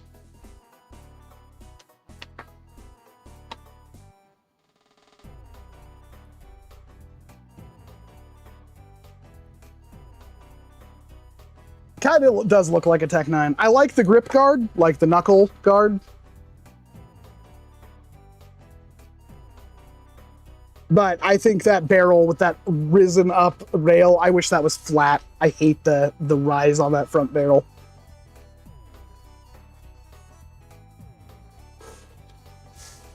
I'm sleepy. It's only 6:30 and I'm sleepy. It's been a day. It's been quite a day. And I have a lot to do tomorrow.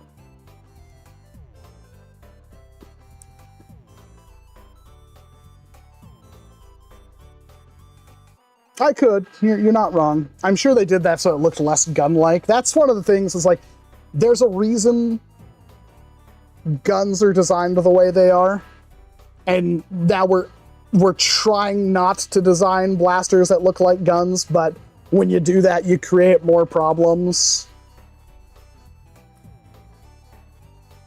It's good first mod. Xshot, long shot, a good. Yeah, I would say. So modding is a lot more attractive than it used to be. RR tracks. I feel like if you wanted to put even, you know, elbow grease into a long shot, you'd get a lot out of it. You could fill spots up with putty to make it feel a bit more rigid in your hand and stuff like that. Brace it sound deadening and stuff like that. Those are all classic mods people do, but the best part is like, it's not really that hard to open it up, replace the spring, replace the plunger tube, replace the barrel. I think I did a whole mod guide that was pretty good on covering everything you would do with a xshot long shot. And I think that's actually a great one. It's also not a very expensive blaster to get into, and you can probably find it on sale. I would, if you don't already have one, I would wait to find one on sale because it's been around long enough that it could go. I've seen them for $18 recently. This day has been a hell of a week. This month has been a hell of a year, dude. God, I hope August is better than July has been. I am so sick of constantly being stressed out and struggling at everything. I am so done with it. I don't even know what it feels like to relax. It's like I had Solanus over just before my birthday. And even Anthony came over too. I smoked pulled pork is great. They liked it a lot. But like I had a couple of beers, like 4 beers, while we were sitting there waiting for the smoker to get that. And as you do, the usual ritual. And after I ate, my body just went like, you know what, you're done. And just, I conked out. I fell asleep. Anthony just like, well, he's asleep, I'm gonna go. And I felt awful.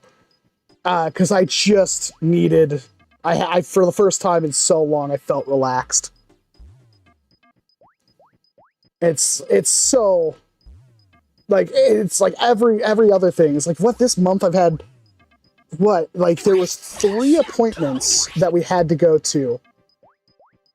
My headphones die? I don't hear anything. Thank you very much for the $5 super chat. Classic says 5 count magical anti-stress deck. I appreciate that, man.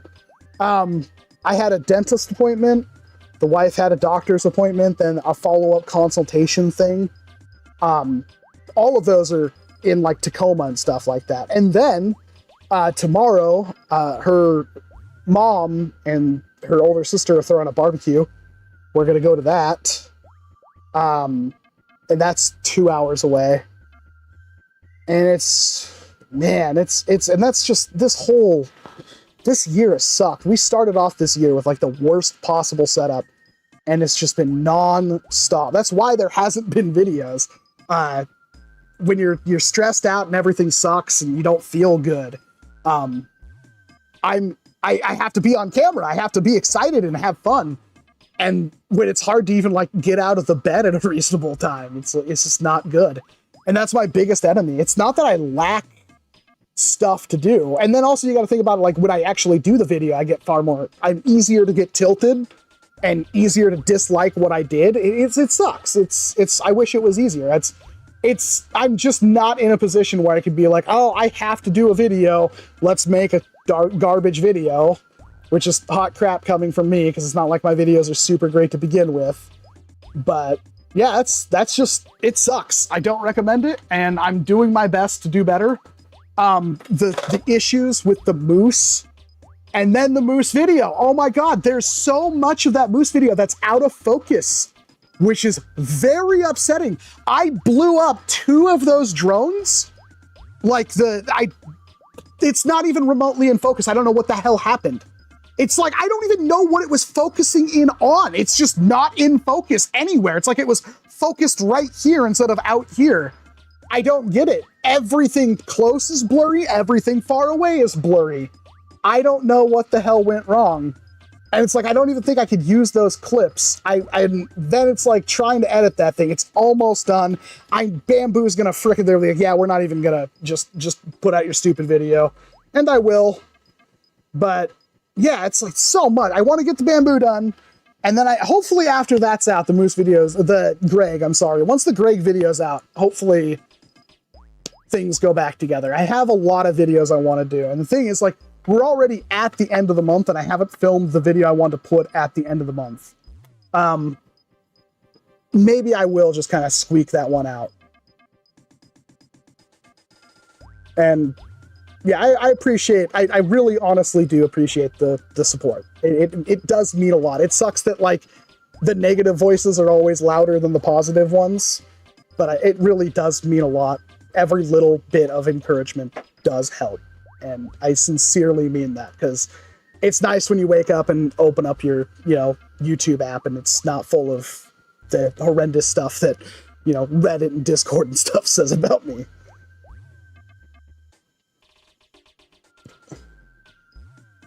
Tagback's difficult. I have one that I filmed a very long time ago. I might still have the footage for, which was on the Modulus Dominator. I opened up a Modulus Dominator and took out, because that's the only way you can get those attachments is with the Modulus one.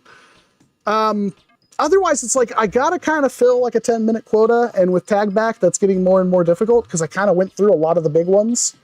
So we'll see. I do want to do that, but it is historically kind of the lowest. It seems like most people, and it's like, well, it's like, it's not always about money. It honestly isn't always about money, but it's like when a part of a video does bad, or when a whole video does bad, yes, I know there are people out there that will watch literally everything I put out. But if people don't want to watch that content, or the video's bad, it's like, it doesn't even, the money isn't really a factor at that point. It's like, I did a bad video and I want to do better.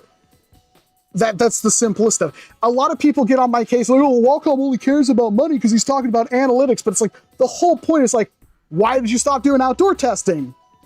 Because nobody watches it. Like, if 12% of a video watches the outdoor stuff, it's like, well, you should care about the 12%. It's like, yeah, but you should try to make the whole video good. And if you've watched my channel over the last 3 years, I have been trying so many different things instead of just flat out giving up. I've tried so many different setups for the indoor range. I have changed the outdoor range stuff. I'm trying to get that stuff as good as I can, but people don't seem to want to watch most of that. The views do taper off pretty consistently at certain points. Chronographing, that was the big one. Seems like anytime I even remotely start talking about velocity, I will literally lose 15 to 20% of my audience right then and there. And it's like, what the heck? Why? So I've been trying. It's like, oh, I only care about analytics, only cares about money. It's like, if I only cared about that stuff, why have I consistently been trying different things so much to make that slightly better, more palatable, so you guys will watch it and enjoy it? It's... And also there's a lot of, like, I think, swear to God, like the last 5 videos I've shot, my footage off the screen was corrupted. I don't know what the heck's going on with that. My capture card might be dead. I do have a 95 crossbow. Like the one that's in box. That's what I think too, Brad. But like, even I did like that's the thing with like, I really have like, I want to do this setup for shorts. Like I have my, here's what I want to do for shorts. Spend all the time working on it, nobody wants to watch them. It's like, I get 4 comments and nobody seems to care. It's like, hey, you're like, well, you get 6,000 views. It's like, yeah, but it's a short. I can't even get 1% of my audience to watch a 50-second long short that I put a ton of effort into, trying to make it look good and roll as good as possible. It's like, yeah, okay, that sucks. I don't really want to do shorts now. Oh, they're so good though. It's like, clearly it wasn't, because nobody else wants to watch it.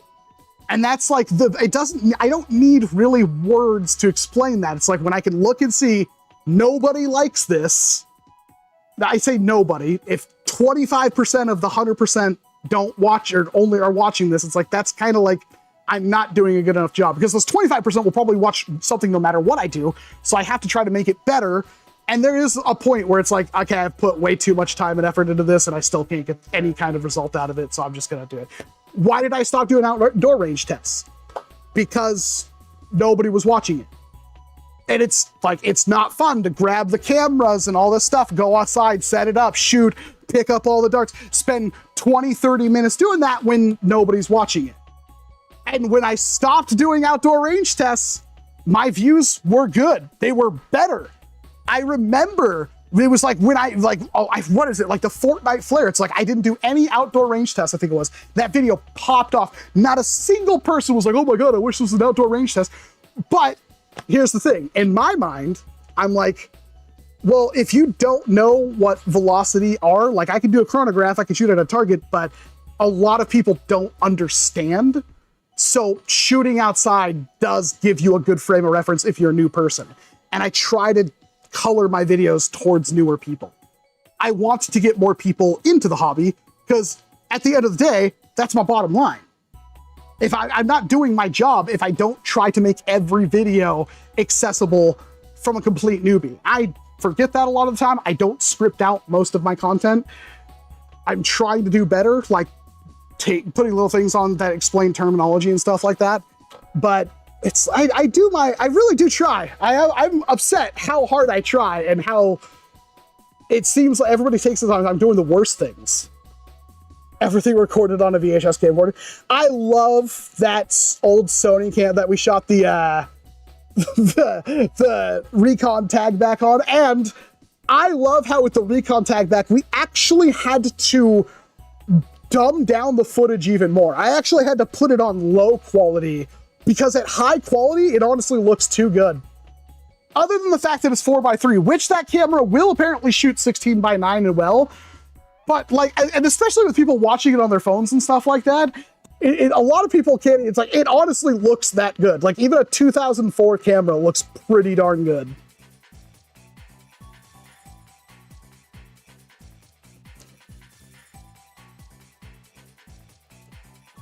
What are the best flyweight on Target shelves right now?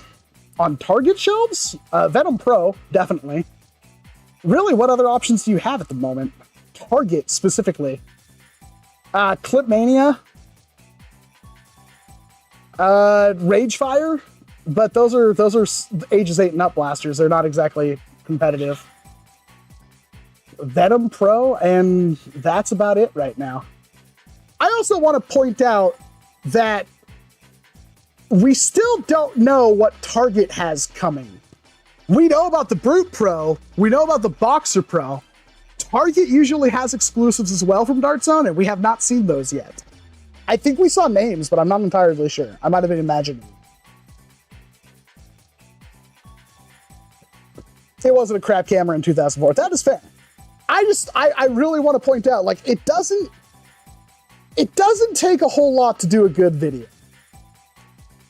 I started my channel with my, I think it was GoPro, and when I stopped using most of my stuff was actually done on my iPhone. My iPhone 5. Because iMovie is pretty good. And like your biggest issue, like I'm filming this whole everything is being filmed on that Osmo Pocket 3, which was a $400 camera. Now it's double that because tariffs, but it doesn't take a whole lot. Audio is the most important thing. That's the thing I struggle with the most. I'm trying to swap to using this because when I watch back like my streams, this sounds pretty darn good. And the thing with using like the Rode mic is that if I start looking over here and talking, it sounds awful. And this is like, it really did seem like this did a way better job. If I have, you know, something in front of me with the shotgun mic, it echoes and it gets worse. But with this, it seems like it's fine. And so I kind of want to use this more often. I even want to, I can do this. And this is pretty funny. I can just sit here and talk like this. Like how you see those YouTubers that hold the mic like this and they talk into it. And honestly, I think that's cool. I like that. There's a reason why people do it. I have a Jolt on my desk because I wanted to talk like talking to a video, but instead of holding a microphone, I'm holding a Jolt that has a microphone on the end of it. And I thought that was pretty funny. So we'll see how that works. As an audio engineer, please don't do that. So don't hold it like this. Well, I guess it would change the distance sometimes. Is it that bad, huh? I mean, I know literally nothing about audio. It's definitely my dump stat. I am fully self-trained on everything. Lighting is also a pain in the butt. I would love to have like a professional audio engineer and a professional like stage setup to come here and like redo my stuff real quick and make it good. And then that would probably teach me a lot. I've watched so many videos and I've never actually done like good with them. It's upsetting. Like, I think my lighting is still terrible. The most usefulness of the Brute.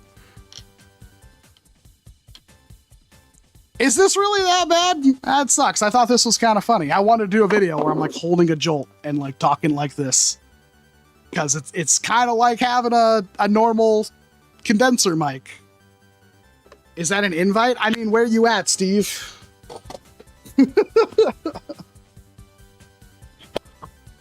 I might do that then, Steve. I might do a video or two. Like when I'm doing a news video and I'm just sitting here talking like this, I'd rather have like a Jolt and be talking to a Jolt. I fly for free. Well, shoot. Okay, chat. What's the odds that Steve is gonna, you know, murder my wife and I? Because it's almost worth. I mean, someone should be like, no, you don't want to crash at his place. His cat is a dick.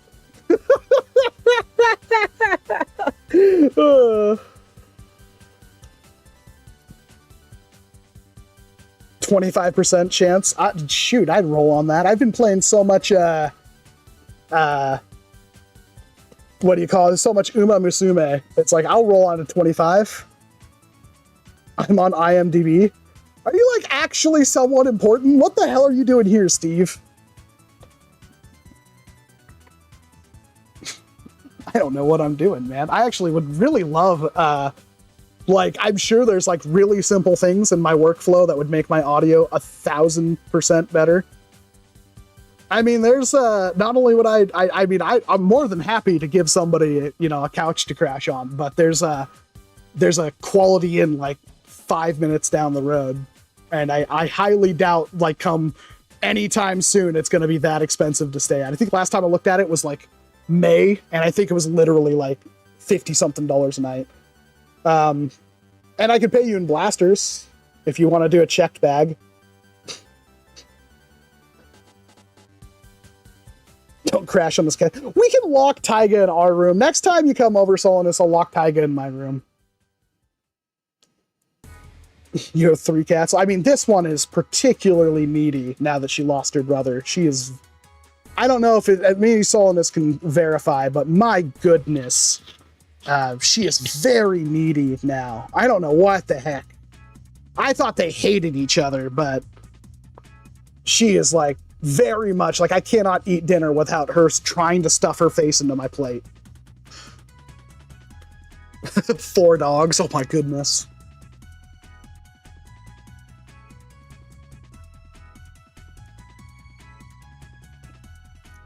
You're all good, Tails. I just didn't see what you said. Quick question, do you have a blank? And I probably do have a blank. Steve, I mean, it depends. If you want to send me an email. Hit me up on Discord, tag me if you want to join the Discord, and then just at me in Discord and I can send you a friend invite. You don't have any problems with that? Okay, well, that's good. The last video was a nightmare. I had to rely on CapCut's like auto, it's like voice isolation stuff to try to make it better. And it just didn't work out. I would absolutely, I wish it wasn't such a logistical ordeal. I would absolutely love like the lowdown, so it's like even in the future I know kind of what I'm doing with audio, because I have no clue. I have no idea what I'm doing. Same thing with lighting. It's like I wish I had like somebody who was like a professional stage setup or something like that that could tell me like, oh yeah, your lighting's awful, here's how you fix it. Because my lighting doesn't feel like it's good either. I kind of want to redo the whole set at some point.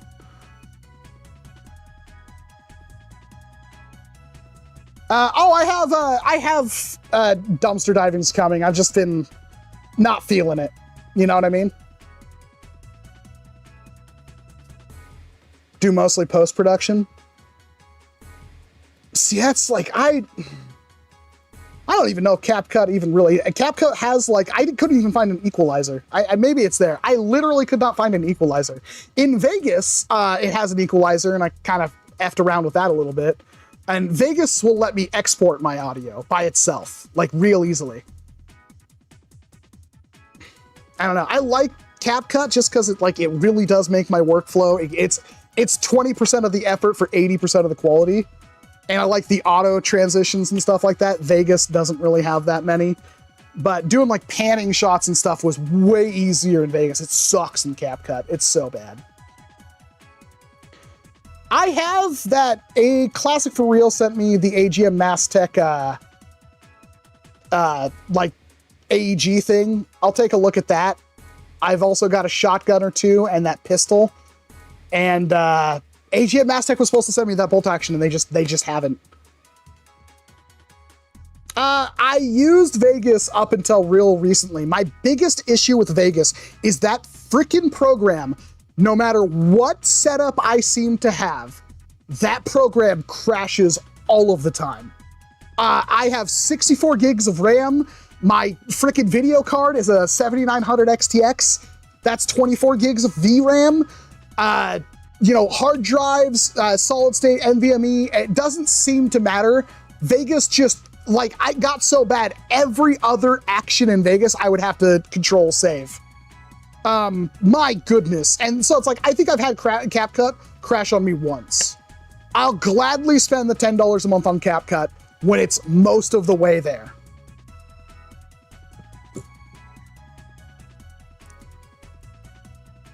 I have not used DaVinci Resolve. I've heard lots of good things. It's just like learning a third program, man.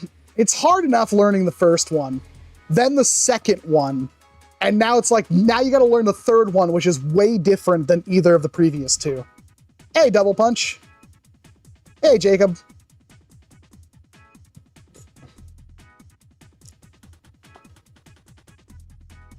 I might hit AGM Master. They're in my Discord, and it's like, I've been trying to talk to them, but it's like, yeah, they're like, we sent it out July 6th. Well, here we are, and it's still not here. I don't know what to tell you. Is it even on Amazon? I haven't actually checked.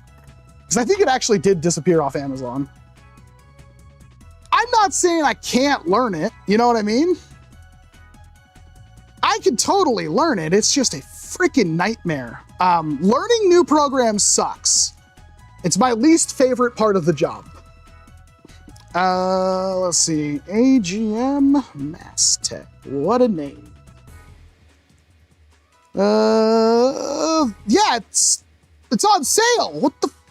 Just send me one off Amazon. What? Oh my God, it's like 25 views. Freaking, I'm gonna hit them up right now. Where are they at? How far down do I have to go? 26 days ago. Due to flight issues, the shipping has been delayed. We have expedited the process, and the expected shipping date is July 6th.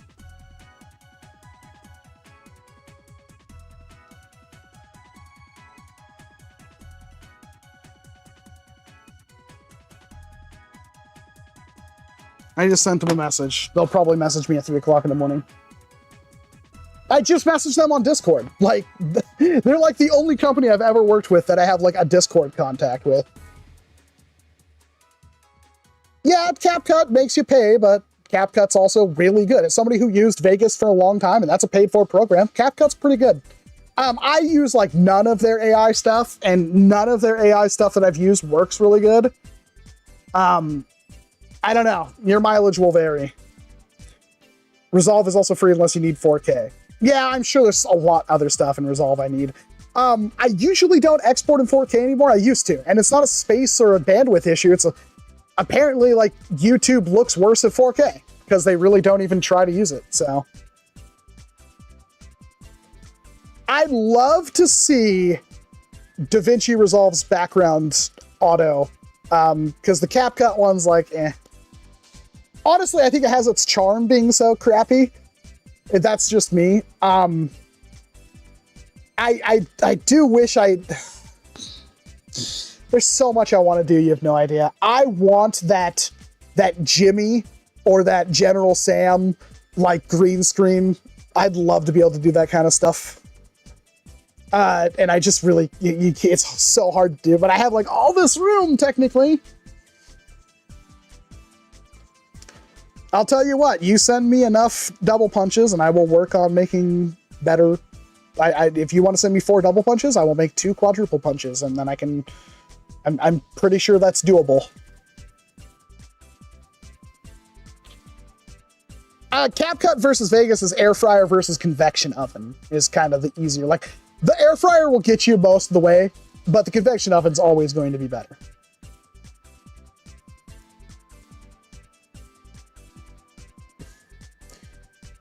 Like, you know, when I say AI, it's, I guess, like, the stickers, too. The other thing is, like, I've never really used in CapCut is they have sound effects. I've rarely used those.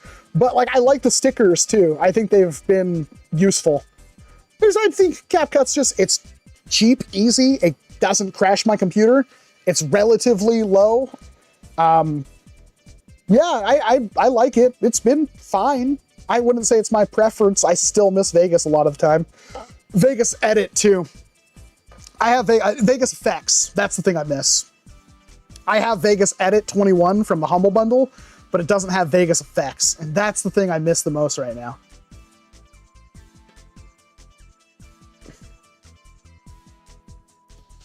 I still have not found a Galactic Commander. I have no idea where it is. I heard somewhere that it's now all that stuff was pushed up past July.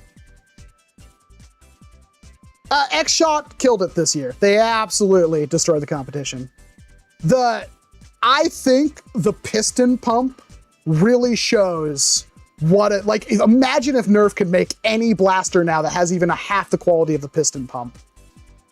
Metal gears, thick plastic shell with that nice paint finish on it. Fantastic blaster.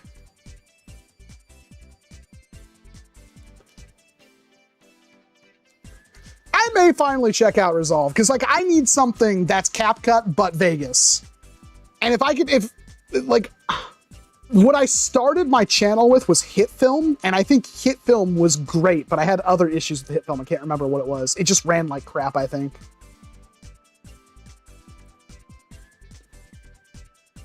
I definitely think the piston pump is gonna be, well, I think it's pretty much indisputed that's gonna be the best blaster. It's whatever competes with it, and the Boxer Pro has a chance. $50 full auto, 7 dart per second belt fed. That's very attractive. I don't care who you are. What are your thoughts on the Maxim Pro? It's pretty good. The problem is, like, Maxim Pro is 45 bucks right now at Walmart if you have one near you. The Boxer Pro is going to be 50. It's full auto belt fed. I can't really in good faith recommend the Maxim Pro to anybody.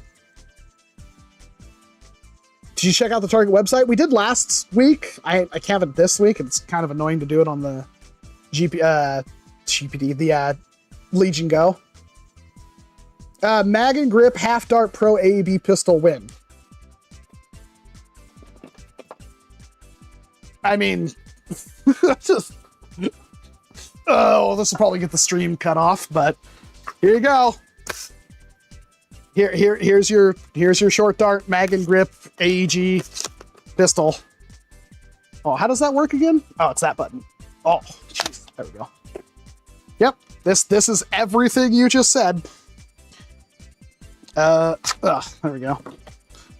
I actually wonder right now if this will work. Ugh. Right, I ran out of dirts. And where exactly are the batteries for it? Oh. Dang, I saw them earlier.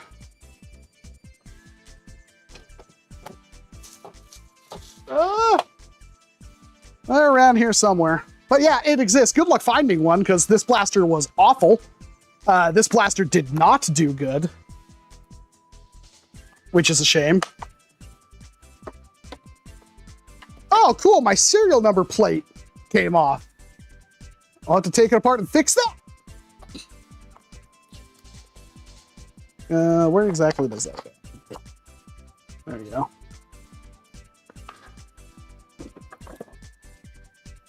Realistically, how many of those blasters are out there? I honestly think I might be the only person that has that blaster and every potential upgrade part for it, including the trigger. I bought it all.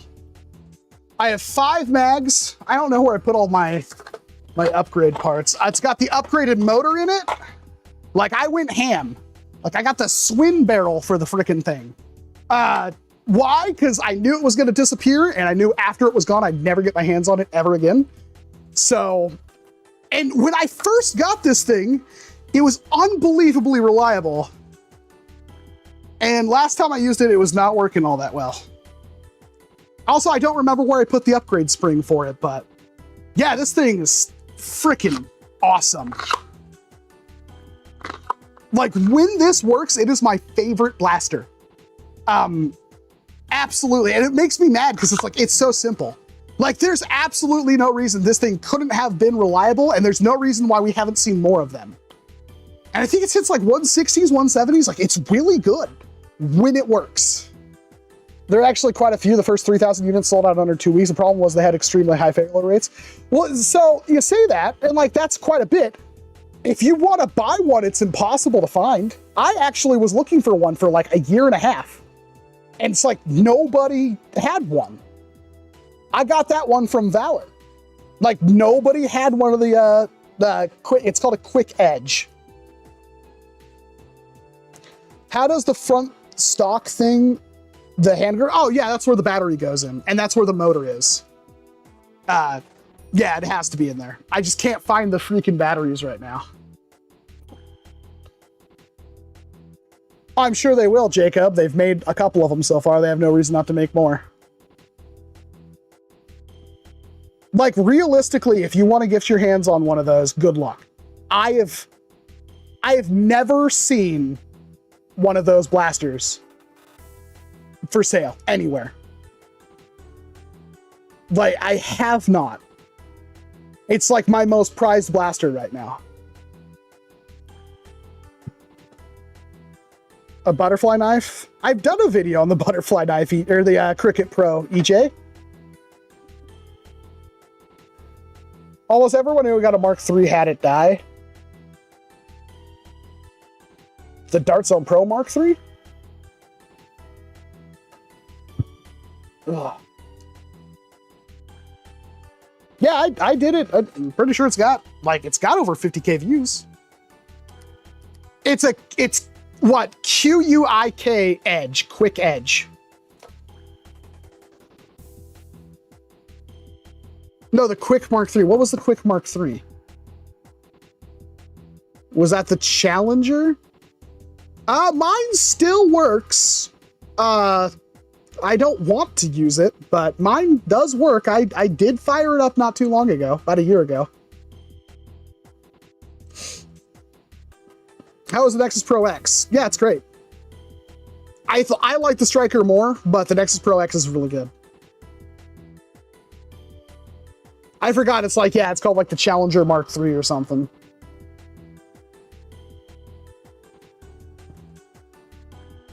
What are you hoping for Dart Zone Mark IV? The Mark IV is the long boy. It already exists.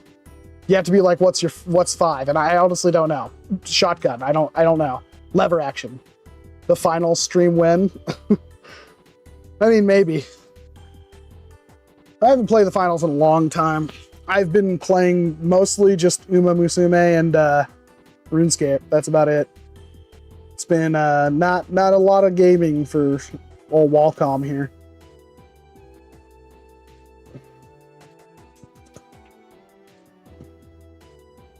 I really do want to get Fantasy Life I. As soon as I actually have money, that's the first game I'm going to buy.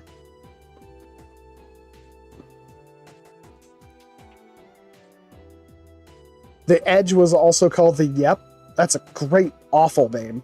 Perfect, awful name. Oh, Cooley, nice to see ya. I hope the bird's doing good. The fixed is might be a broad term for it, but it is better. I'd still give it like a 3 out of 5. I think that's being generous. But it's still a pain to prime, but the trigger is okay. And most of that was just lubing everything up and removing the safety. I think the safety was binding it up.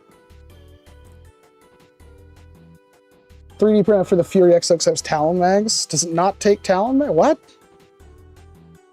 I'm almost certain mine worked fine. Jacob, they haven't sent one out. They haven't even talked to me about it. Yeah, even like compared to like, you know, Pinky, it's doable now.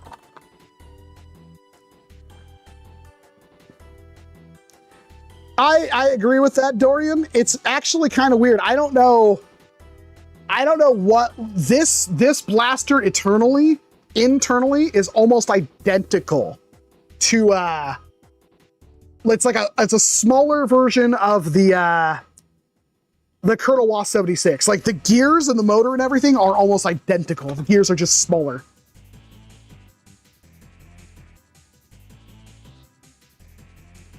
The tough prime is going to make this thing a nightmare to, I think it's going to need a spring downgrade, but I also, cause like with the, what was it? With the SPL2, downgrading the spring lost me like 20 FPS, but the priming weight was halved.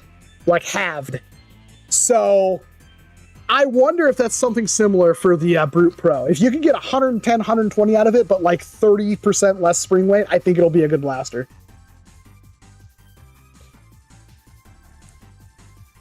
Interesting, Steve.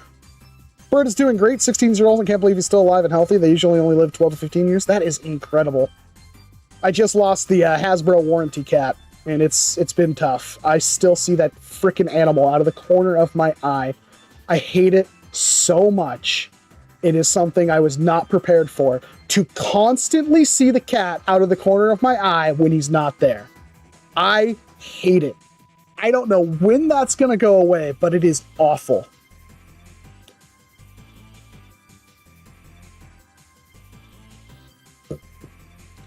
How was the wild style? Was that the pistol shotgun? I did a video on it. It was okay. It's actually pretty damn good. It's pretty good. Seal's actually really good.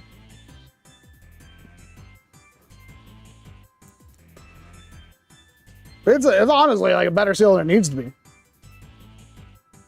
It's basically like a miniature.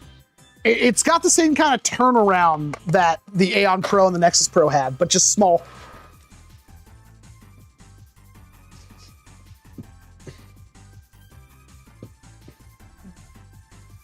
It's a really good air seal. I just think maybe they should have aimed for 120 FPS over 140. Belt feds are horribly misrepresented in this hobby, and I agree with you, Dorian. I am hoping that the belt on the boxer is not pinned together with the plastic. I'm hoping it snaps together like the xshot stuff, and if it does, I feel like it has a chance to be a contender.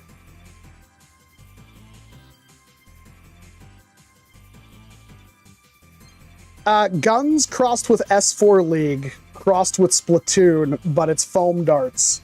Splatoon did a really good job of having, like, projectiles. Most games don't, they're all hit scan. And I liked how you could actually arc your shots in Splatoon to get a little bit more range. That's the closest it's felt to, like, a Nerf video game that's good for me.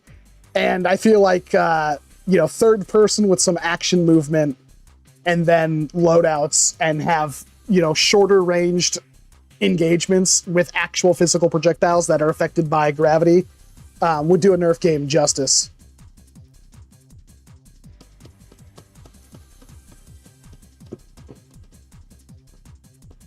Yeah, I don't really know the story of Splatoon, nor have I ever cared. I think I only beat the campaign once and immediately forgot everything that happened in it.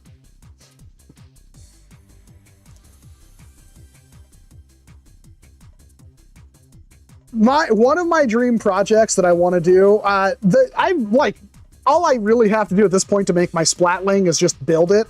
But I really want to make a charger because it's so perfect for Nerf with air tanks. It would be just flawless for Nerf with air tanks, like a charger with a pump. So charging it is the compressor firing up and building the tank. It would be so easy. Like, I feel like that is such a, if I was slightly better with electronics and design, that would be the first thing I would have done is made a charger in Nerf.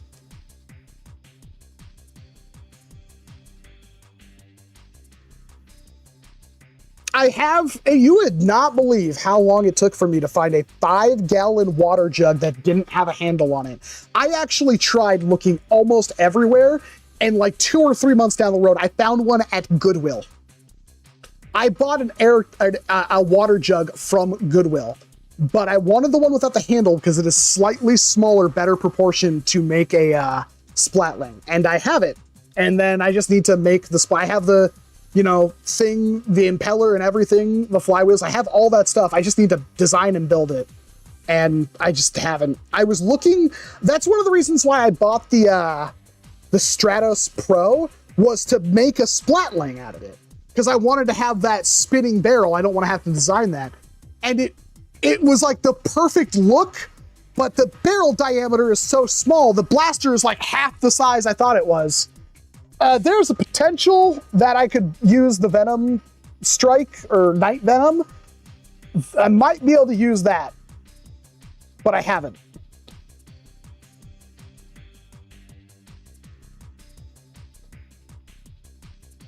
Splatoon Super Soaker? I have not seen that. I mean, there's the like ones from Japan.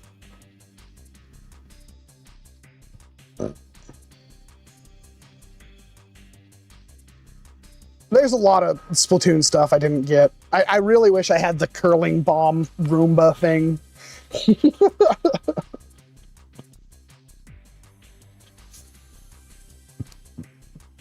I still haven't even opened my copy of Splatoon 3 I pre-ordered. Now the game's like over.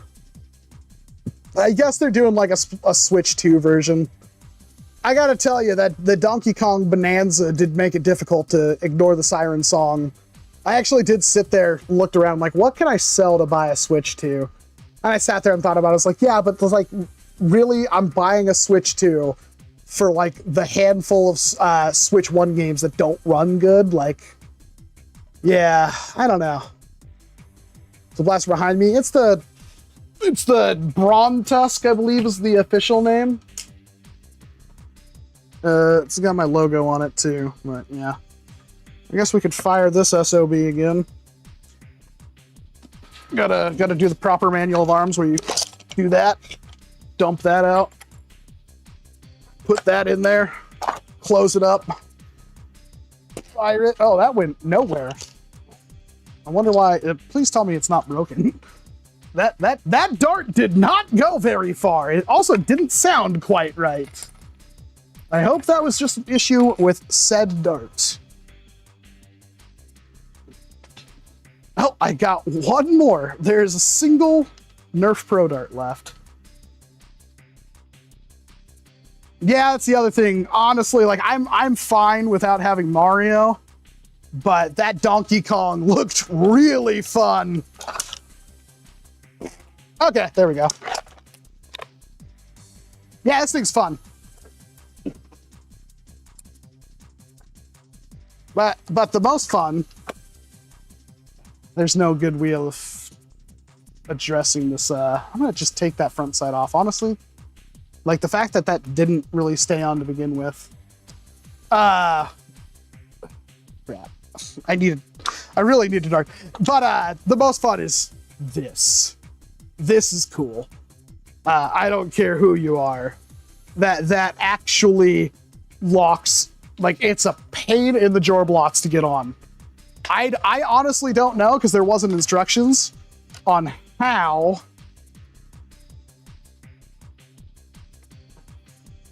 this is supposed to go on. But it is, you gotta like unscrew the whole barrel. It's a pain. And it's honestly like, it looks like it'll break if you look at it funny. But it's so cool. It's so cool. Can I open it back up or did I just screw myself? Oh, you can. Cool.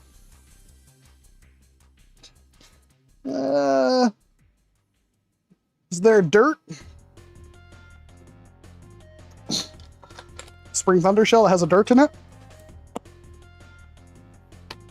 Don't know where that came from, but I have an OG Switch. I have literally a day one Switch. I don't buy, screw you too, Dirt. I don't really buy into the OLED hype. I understand it. I had a Vita, and that was like one of the most beautiful screens ever made. My phone, obviously, OLED. This is an LCD screen. This is the nicest LCD screen I have ever used in my life. This does not make you want OLED. I know that the Legion Go 2 has an OLED, but that screen is more than good enough. There's like no reason to desire OLED with that screen, other than like you really need the blacks, which some people really like that. That's a good shot. Yeah, I love this thing, but that's unsurprising to say the least. I actually haven't tried. I have not tried what looks to be a shell deletion.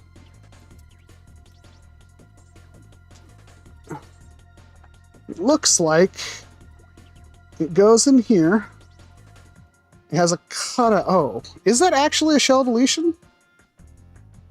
Actually, I'm not so sure. I thought this would be a shell deletion, but I'm looking at the back of it, and there's no way to actually fit a shell or a dart in there.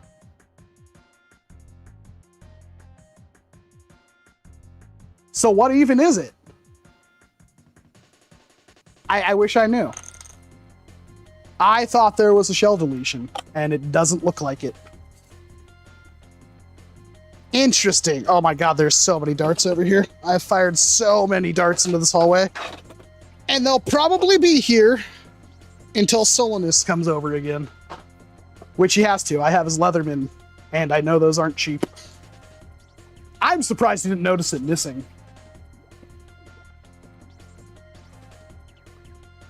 It's a dummy round? I mean, it might.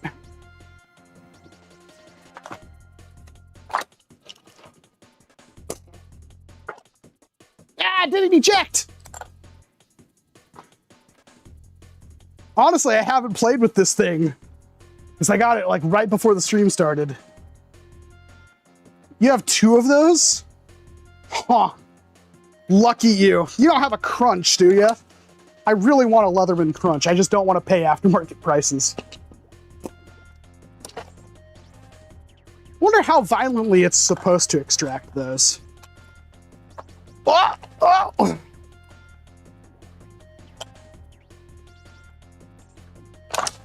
Oh.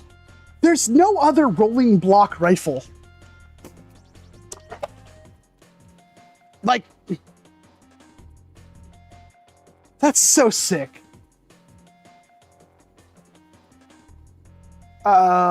No, I really like the Wingman because it's so small. It is very tiny. Oh, sorry, it was the printer next to X1 Carbon and A1 or A1 Mini. This is an A1. This is an A1 Mini. So it goes A1 Mini, A1, X1 Carbon. And then, you know, CNC. My pride and joy.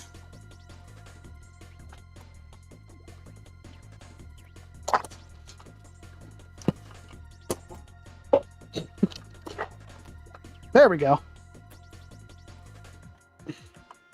I mean, I think you could mess this up if you're not paying attention and break something. I can't clarify that, but my goodness. Oh my god, I actually hit it. Oh, it's so cool. Oh, it's so cool!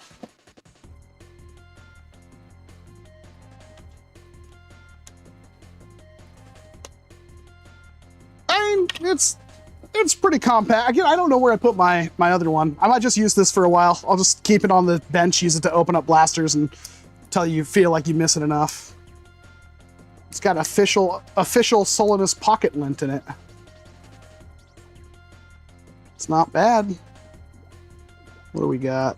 Is that scissors? Ooh, I really actually want to see how those scissors are. That was the reason why I like the Roxxon so much, is because the Roxxon scissors are... Well, those are freaking useless. Okay. I immediately regret that. Oh, that's I guess that's a blade. It's reasonably sharp. I don't have a piece of paper nearby, do I? I mean, it's cardboard. You know what? I can probably sharpen that for you. I won't, but I probably could. Nah. It is compact.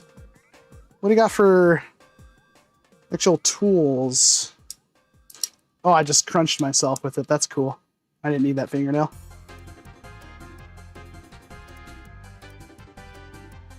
What do we got over here? Oh, pretty standard. Do they lock into place? They do! Hey! Is that a release? Oh god, how do you release that? Oh no. Oh, you just push in. It's like an indent. Eh, it's okay. It's all right. I'm not super sold on it.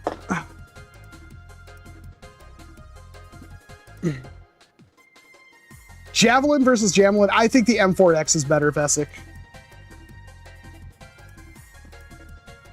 Yeah, you're perfect, Supa. Why is there 2 lever action shotguns fresh from the colonial age? There's only one.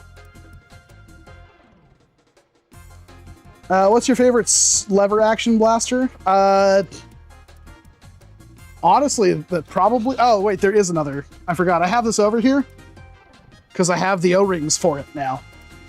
I will actually be able to get this working again.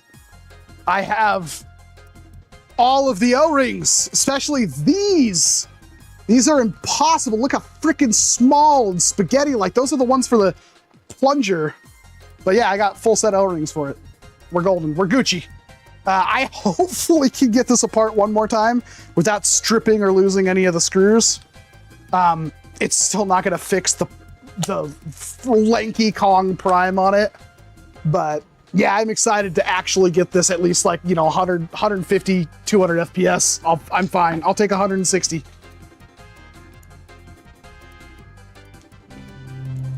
Breakfast for dinner, probably. I mean, breakfast is just everything's great. Yeah, dude, they suck. It uses like 2 of these for the plunger head. And these were the O-rings. Like, I'm not even gonna try to find these.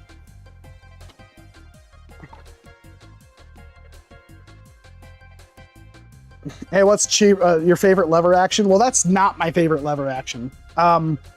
But yeah, a real steel, you can get a really nice lever action for cheaper than that. I think I could get I would gladly, if this thing worked again, trade this for, you know, a nice 357 Marlin, which I think is only like $500-600. I'll trade you my $900 Nerf blaster. It's probably the only one in this damn country. Now there's actually an AEG stock. It replaces the whole back end. So there's no spring tension. You just prime it forward, it hits a micro switch and it primes the blaster. And all this is doing is for chambering a dart. That's a thing that exists. I don't know how expensive it is, and I'll probably never be able to get my hands on one.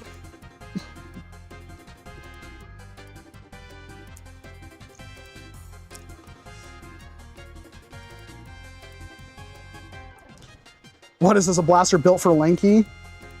He does have a funny face. Yeah, you're not wrong, Dorian. I wonder if that's just like a issue with the breech itself. Yeah, it's an issue with the breech itself. This thing's like practically unusable. Oh, like you just can't. If you're gonna use this blaster, it's better to do that. Like, I know you want to keep this on target. That's like the whole joy of a lever, but that throw is ridiculous. We can measure it. We can't. Oh, here it is. Like, that is so obscene. It's like at least a foot. But I think the way I found is like you go like that. And that makes it palatable. Ugh.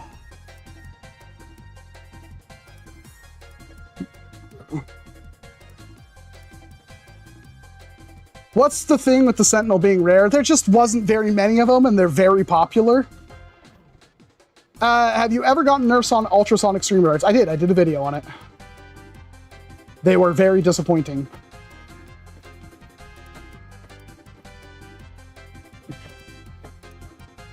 I don't know if I have the stones to flip cock an actual lever. I was like, oh yeah, it's super safe. Well, no, you're stupid. It's like, it's not super safe. But when the action's open, when it's facing to it, no, you're stupid. I don't care what you say. I think that is like the most dangerous, dumb thing. Because if it slips out of your hand or something, there's no trigger guard. There was a guy somewhere near here that actually like was pulling his lever action out of the back of his truck. He had like one in the window, and it actually, the trigger got caught on something, and he managed to kill himself with it. And that's horrible. They are not safe. Well, no firearm is, but yeah.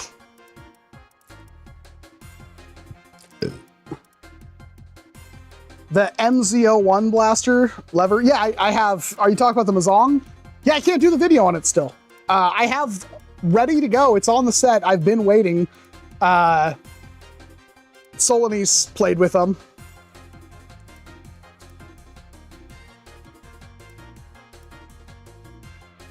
Hopefully I'll be able to do a video soon because I've literally had it for like 4 months now. It's so silly. He had to do a redo on the mechanics of it. Longest plunger tube? I don't know. I guess probably something like the Mark IV or something. I mean, technically, it's probably the Greg. You'll have to watch the VOD. We got it better. It's less poopy now. Here's the, like, it's functional. It's fine. I literally have to get it done. I have to have the draft done by Monday. So most likely you'll see it like July 31st or something, because it goes by the calendar. This is why sometimes there's a lot of ads at the very end of the month.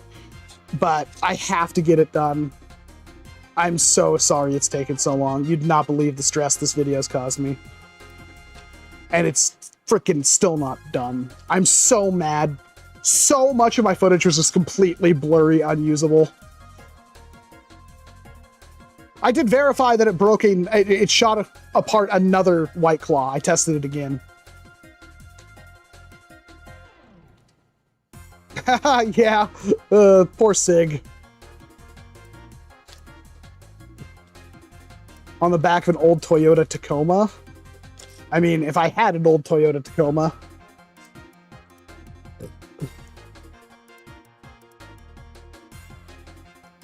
I'm suddenly reminded of that scene from FLCL where the sedan pulls up and that girl pops up out of the sunroof with like a Barrett.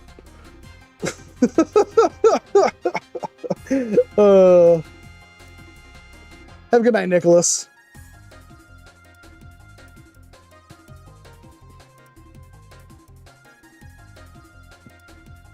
Oh, this is so cool. Oh, so cool. What's also rad is that he actually has a serial number, and this one, the blade matches. Oh, that's so cool. He did such a good job on this. Like, look at the texture. Oh, it's so good. I don't know what this does. I'm assuming that's for like putting it on your waist or something, but I don't know what kind of like hardware that is. Oh, it's got like a serial number. I'm gonna dox myself with my blaster serial number. Oh, it's so perfect. Oh. Just for like a 3D printed thing, this is so unbelievably nice. And then it's a pain in the jorblots to get on the actual thing. I still haven't quite figured it out. I will do it once on stream, and then we're done. Because there's a B car. There's also like a cleaning rod or something. I can't figure out, because there's another part to this. I can't figure out what you're supposed to do with it, so I just put this one in and then leave it out. It will go in farther. I could lose it in there. Okay, so you unscrew that, and then you like put it through. I guess we have to take off that. You put it through, and then you can press the button and lock it on the locking lug, and then you can put that back down. Actually, wait, no, you actually have to wait to do that. You have to put it like up here so that the sight can clear the blade. So convoluted. I don't know what the actual manual of arms for this is, because he didn't give me instructions for this part.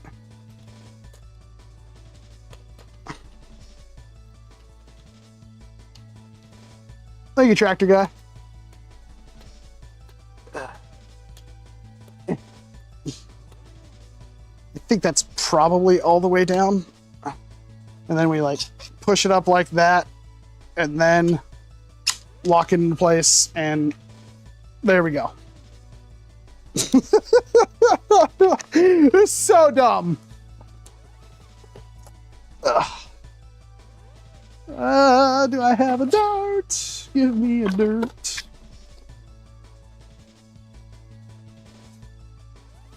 Ah, gotta get up.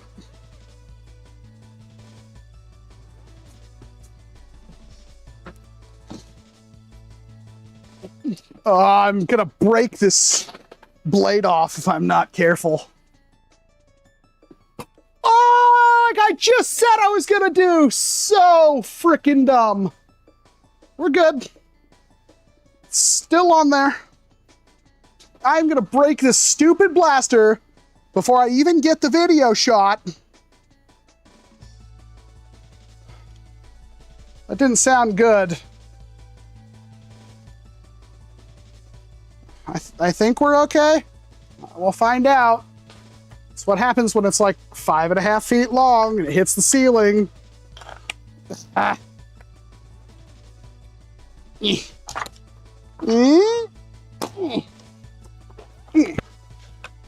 Cool. Ugh.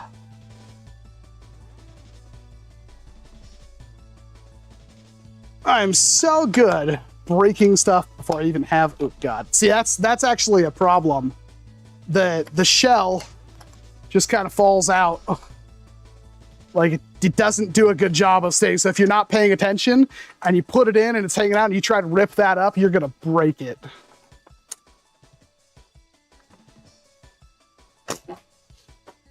All right. Time to take this off. Do that. Then put it back and then try to unstick it. Ah! It has to be far enough back that why are you so sticky? So it's too far forward, the front post hits the thing. Like that. Oh my God. Please stop. This is not a, it's like a thing you do once and then you never want to do it ever again. Why are you so hard to turn? It's so cool. This is not fun. That's amazing waste.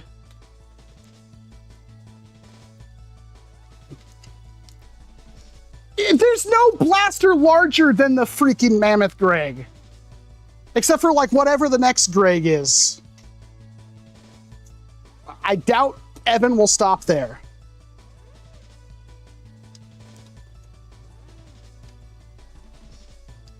I feel like there's like an arrow I'm supposed to match up and I can't do that because that's tightened down. So I want to loosen that and see if there actually is an arrow. Because I see an arrow. There we go. I'm going to loosen this. Because this is covering. There isn't. There's not a barrel on the... Oh, wait. I did twist that. I did twist this whole barrel somehow earlier.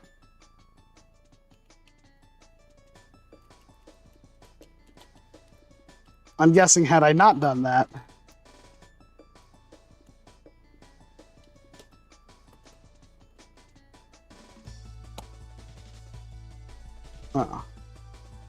Huh. Yeah, I'm not seeing, I see an arrow on that one. Oh my God, there is an arrow.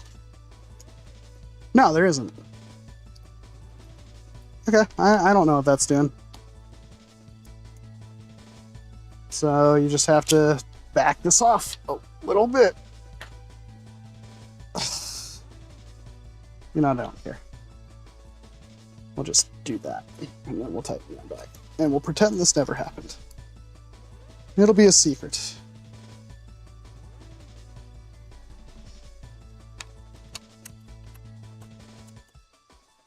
We'll just do that. There we go. There we go. Yeah, that's off.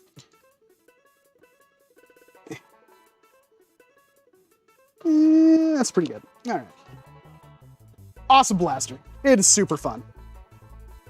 Super fun. How big is the grade compared to an altimeter? That's actually a good question. It's way bigger. Homely. Sorry I've been late. Been on airports all day. Man, I hope you're doing okay at the airport. Were you traveling? Guess it's summer. You probably got places to be, things to do. Thank you very much for the $5 donation. I really appreciate it. Travel safe if you are traveling, Homely. Your chill arc? What is that?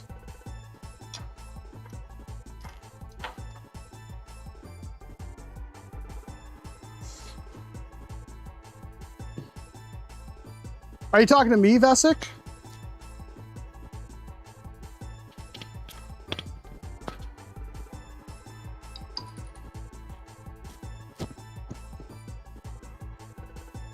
I have issues with the creator. They were talking smack about me for literally no reason, and I refuse to. It really sucks when you do a video praising somebody and then they turn around and just talk smack about you for no reason. So I will not ever do any of their products ever again. Because I have why would I try to help somebody who actively hates me? Doesn't make a whole lot of sense now, does it? I've already turned the other cheek. I said they were super nice and great and everything, and yeah, so we'll just not deal with them. They obviously don't need me.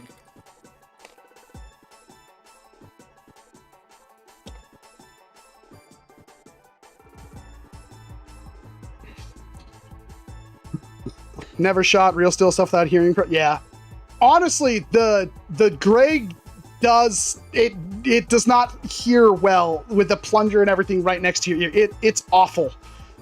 Do not recommend. Do not. Hey, Landon. Probably not going to go for too much longer. I got an early, long drive tomorrow.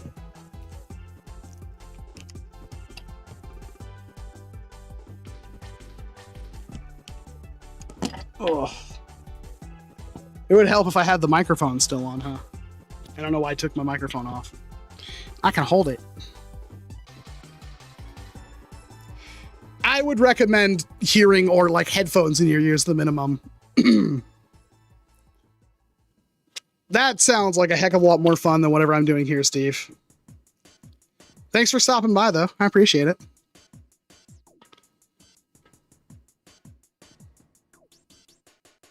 Yeah, I think we had a great old time. It's almost 8. I'm hungry and also tired. Please do. Just tag me in the Fuzzy Walls Industries. It's discord.gg/nerf, just at Walcom, and I'll send you a friend invite. You can't just DM me. I used to do open, and that was a mistake. So now I just get random friend requests all the time, because I think you can send me a friend request if you're a friend of a friend. And 9 times out of 10, those are completely ignored. Solonice's friend sent me a friend request, and I almost completely ignored it, except for the only friends we had in common were my wife and Solonice. I was like, oh, okay, yeah, you probably know you. Chaos, you'd be surprised. You'd actually be surprised.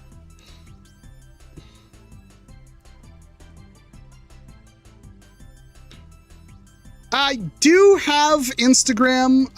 You can send me. If I don't reply, there was probably a reason for it. My biggest issue with Instagram, this is going to sound a lot worse than it probably is. My biggest issue is that every single time I'll get a really innocuous question and I'll answer it because that's what you do. And then that person is like, oh, well, now I have unfettered access to you, so I'm going to send you everything. And this has never not been the case. And I am too polite to just say, hey, I can't right now. I'm sorry. But they're, I try to be nice to people. And lots of times it's not that bad, to be honest. But there's been a couple of people that are like, I've literally muted them because it's like, I just can't stand the onslaught of messages every day. So if I did ghost over your message, Andy, I'm sorry. It's, yeah. Plus all the bots. There's a lot of bots that send you a lot of stuff and some really not good stuff.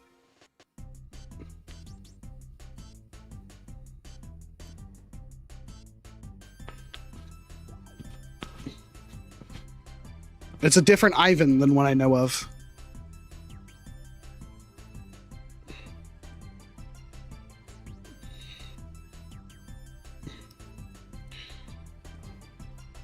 I'm not famous. I'm a speck of nothing. Don't worry about it. I'll have to recheck my message. Send me another one, Andy. You're probably fine. I remember the day some freaking kid, I was literally sleeping, and at like 4 or 5 o'clock in the morning, my phone starts ringing, and I guess Instagram added calls, and anybody could just call me. And so I answer it like voice only, and I go like, hello? And it was just some little kid. And he's like, hi, Walcom. I was like, who is this? He's like, my name's blah. And then he like turned on his camera, and it's literally like some little kid. I'm like, nice to meet you. I'm currently trying to sleep. Also, you should absolutely not call people and get on voice when you don't know them. And I never talked to that person ever again. I don't remember their name. But that was a thing that happened once. And then I disabled voice call completely. So if you call me, that's why I didn't answer. My goodness, kids. Don't be doing that. Don't be waking me up. And that was probably I was probably up until 3 o'clock in the morning playing Rust or something. So I was really not happy to wake up. But my phone kept going off. Watch any good anime? I just finished Hunter x Hunter.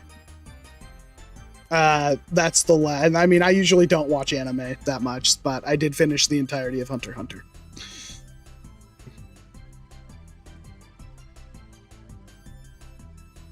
It do feel like that, Vesic. It do feel like that.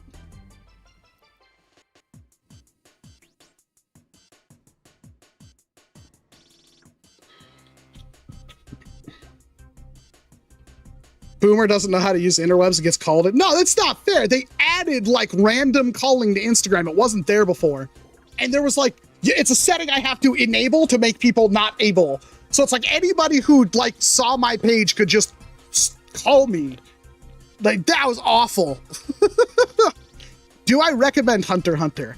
I think Hunter x Hunter. Oh, I just started my camera recording. I could do that. I didn't know. This actually, if you press the sync button, it actually starts your Osmo Pocket recording. And on top of that, the Osmo Pocket can record while live streaming, which is kind of nifty. I think Hunter x Hunter is one of the best anime of its type. The thing is, I don't know how you'd call Hunter x Hunter shonen, right? I don't think it's shonen. And it's really weird because Hunter x Hunter gives you this oh, it's like another kitty, and no. It is an amazingly good anime at subverting your expectations. The story and the world and the mechanics within it are fully fleshed out and insanely cool. And the biggest problem is it'll probably never get finished because I think the last manga chapters came out in December. Dude makes 3 chapters a year and has gone several years without, and it's the story is too much for him to be doing that. But I guess Takashi has health problems and stuff like that. But yeah, no, it's amazing. Holy crap. So good. It's just when you look at it, it looks oh, it's another Naruto. No. Go into it thinking it's not, I would honestly go into it thinking it's more Made in Abyss or something like that. That story, the violence and stuff like that is so much worse. Oh my goodness. It's one of the darkest anime I've actually sat entirely through. It's great. And it wouldn't work. It wouldn't work if Gon and Killua and them weren't kids. It doesn't have the same effect if it was just 25-year-old dudes fighting and stuff like that. And the fights are pretty amazing. Pacing. The pacing for Hunter x Hunter is the best. It is so good up until midway through the Chimera Ant arc. And even then it's still really pretty good. But yeah, it's it is so good. And then you get to the Chimera Ant arc and it's it just falls off a cliff. But it's still good. It's still good in my opinion. Yeah, Nerf will obviously do N series. I'm really interested to see if they try harder next year, but clearly this year they don't care.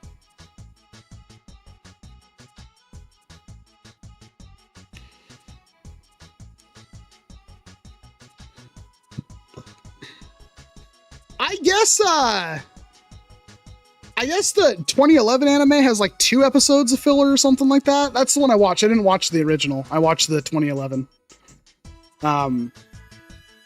I thought Greed Island was the coolest thing ever.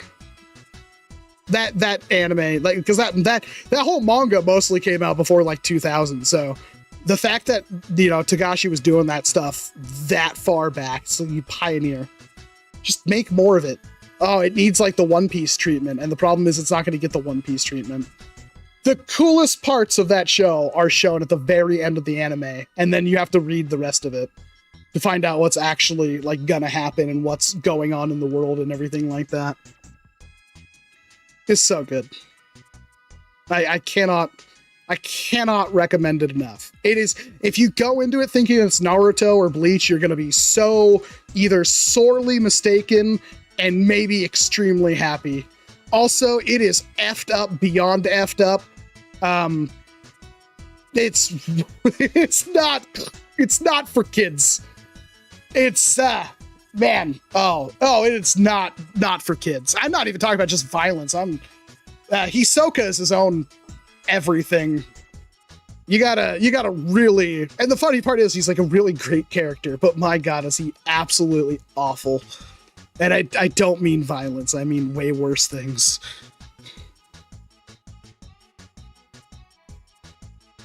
They're just replacements, Fesix, if you break them. They're consumables to an extent.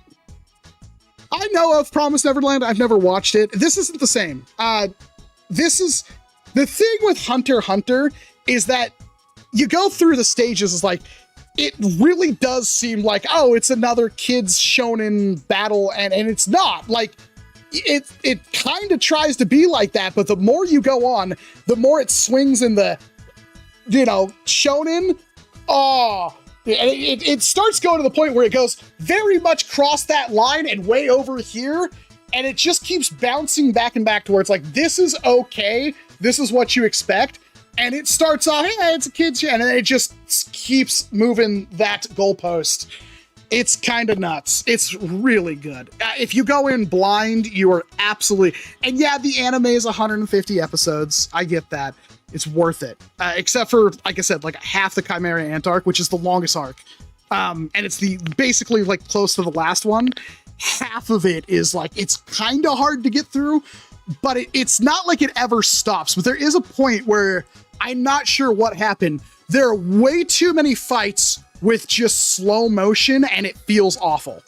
And I get why they do it, because they're trying to express time passing from multiple different angles, and it makes it rough to watch. I actually even liked a lot of the, like, where, you know, they're sitting there playing board games. That's just a thing that starts happening in the Chimera Ant arc, which is weird. And I thought it was fine. I thought it was good character development, but it really does start dragging. Even like when it starts wrapping up, it's still dragging. I think it was like 25 episodes too much. But even that is like better than the entirety of all like Bleach. Like even when it's at its worst, it's better than most of the anime I've seen that are like typical shonen stuff.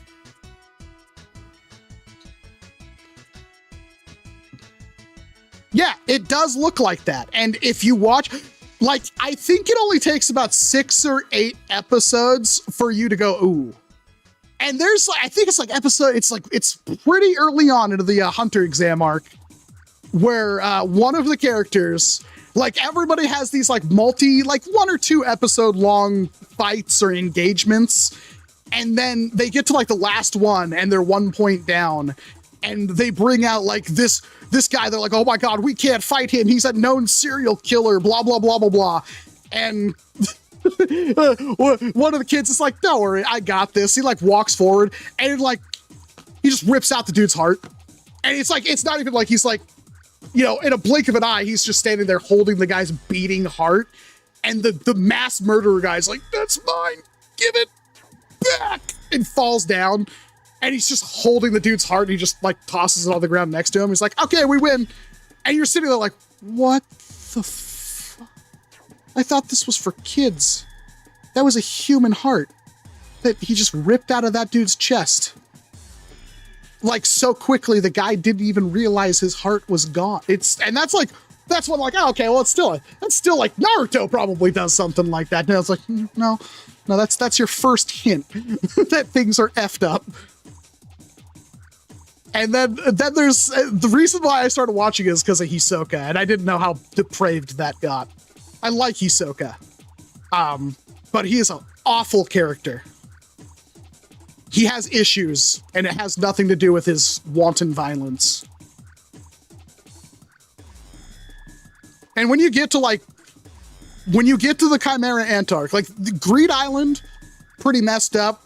The York New City, pretty messed up. A lot of things, bad things happen there. I think about 2 episodes or 3 episodes in the Chimera Antark, like right after it starts setting up that arc, you'll watch like 15, 20 minutes of one episode, and you'll just go, what the did I just watch? What just happened? And you're like, do I want to watch more than this? I don't think I do. That is I've seen some depraved things from anime. The things are, like, even if you're like Madoka Magica, right? And people know Madoka. I think I actually saw it. Yeah, exactly. Brett just talked about it. I've seen Madoka Magica. This does Madoka Magica like 18 times in 150 episodes, and it just gets worse and worse and worse and worse. But yeah, it's absolutely, and the dub is chef's kiss is fantastic. Watch the dub if you can. It's like really good. I think the dub was better than the sub. I watched like 3 or 4 episodes subbed, then I swapped to the dub, and honestly, I think it was way better dubbed. I honestly think that, and people are, oh, fight me, and no, I think the dub is way better. There were some issues later on where I don't think they were doing a very good job matching, but like the character, especially like Gon, like sounds perfect in English. Well, Order 1 Online said. The eyeball arc. Are you talking about the York New City one? I thought that was great. Well, it's a good series of Kamen Rider. Really, whatever one looks good to you. I would say, I honestly, of the newer ones, Geats was so far above and beyond everything else. I think Geats is probably the best Kamen Rider has been in a long time. But it's whatever one looks good to you. You go to the grocery store, you buy a Target gift card, and then you order it online. Easy peasy. I can do that. I'm sure you can too.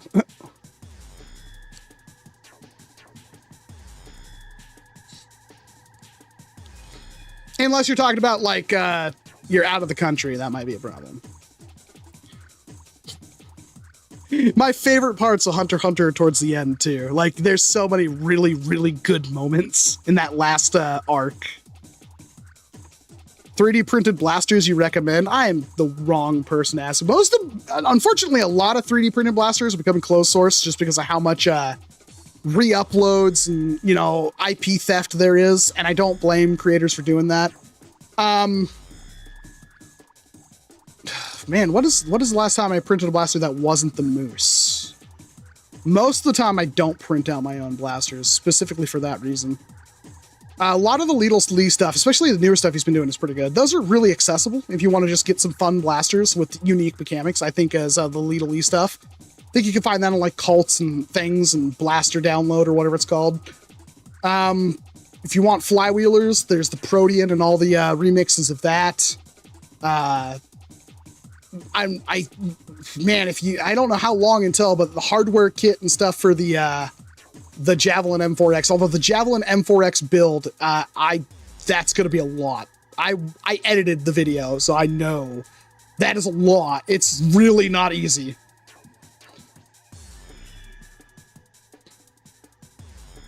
It was whatever that one where Kurapika was collecting their people's things. There really isn't a lot of that in the anime. There's definitely that in the manga. Maybe that was in the 1990 anime. I mean, the York New City arc did have, like, where Kurapika was, like, doing the stuff. That was where he, like, starts actually doing things. And it's really interesting, in my opinion. But, like, it wasn't... I mean, I can't... It's obvious that's his goal, but I can't imagine, like, saying it was not good, because that's where things really start going bad.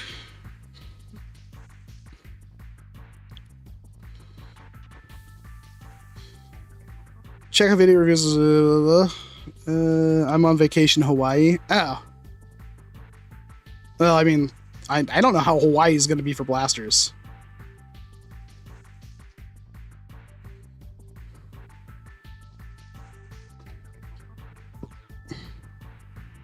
All right. I think we're good. I think it's time for me to curl up in bed with a pizza. And, oh, the smiley. Thanks for that one, Solon. Dude, I'm tired. Don't hold it. Yeah, smiley. Absolutely smiley. Best blaster, 3D printed blaster of the year, I'm pretty sure. Smiley. 100%. 100 years smiley. That is such a good blaster.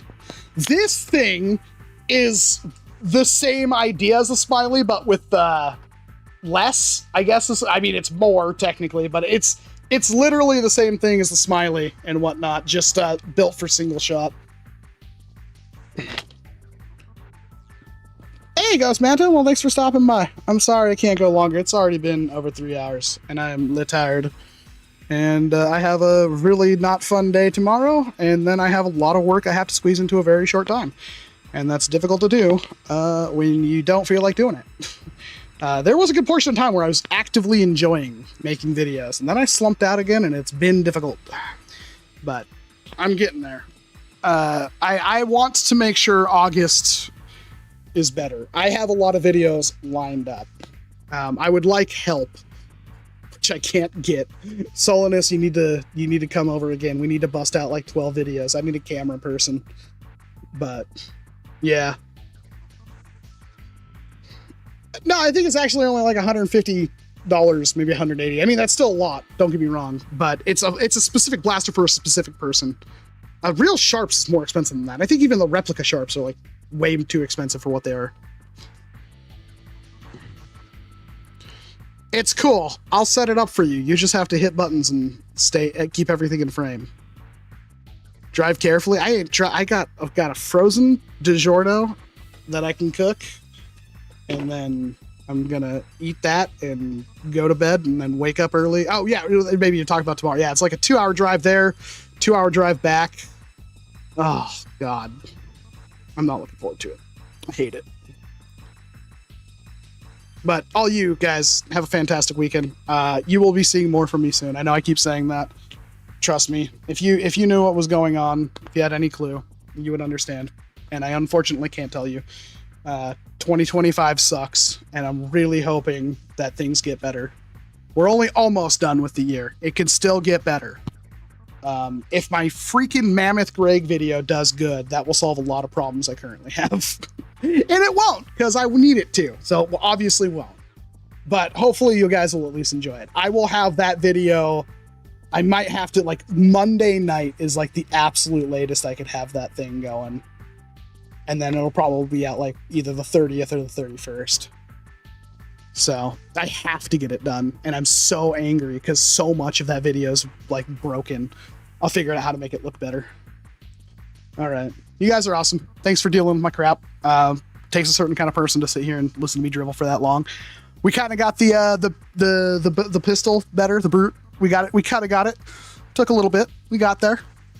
And I look forward to doing the full video on the Brawn Tusk. I look forward to that because that thing is unreasonably fun. I'm looking forward to it. I think that'll be a good one. Too many single shot blasters though. I'm doing a lot of those recently. And hopefully freaking we get the stupid NERF Galactic Commander. Where the hell, dude? Like, I'm so tired of this. I've been looking for it like every day I saw like on Amazon, I think somebody put up like a couple of the other blasters, but they're like, oh, it ships in 3 weeks and it costs triple, quadruple MSRP. It's like, okay, yeah, I get that. Anyway. All right. You guys are great.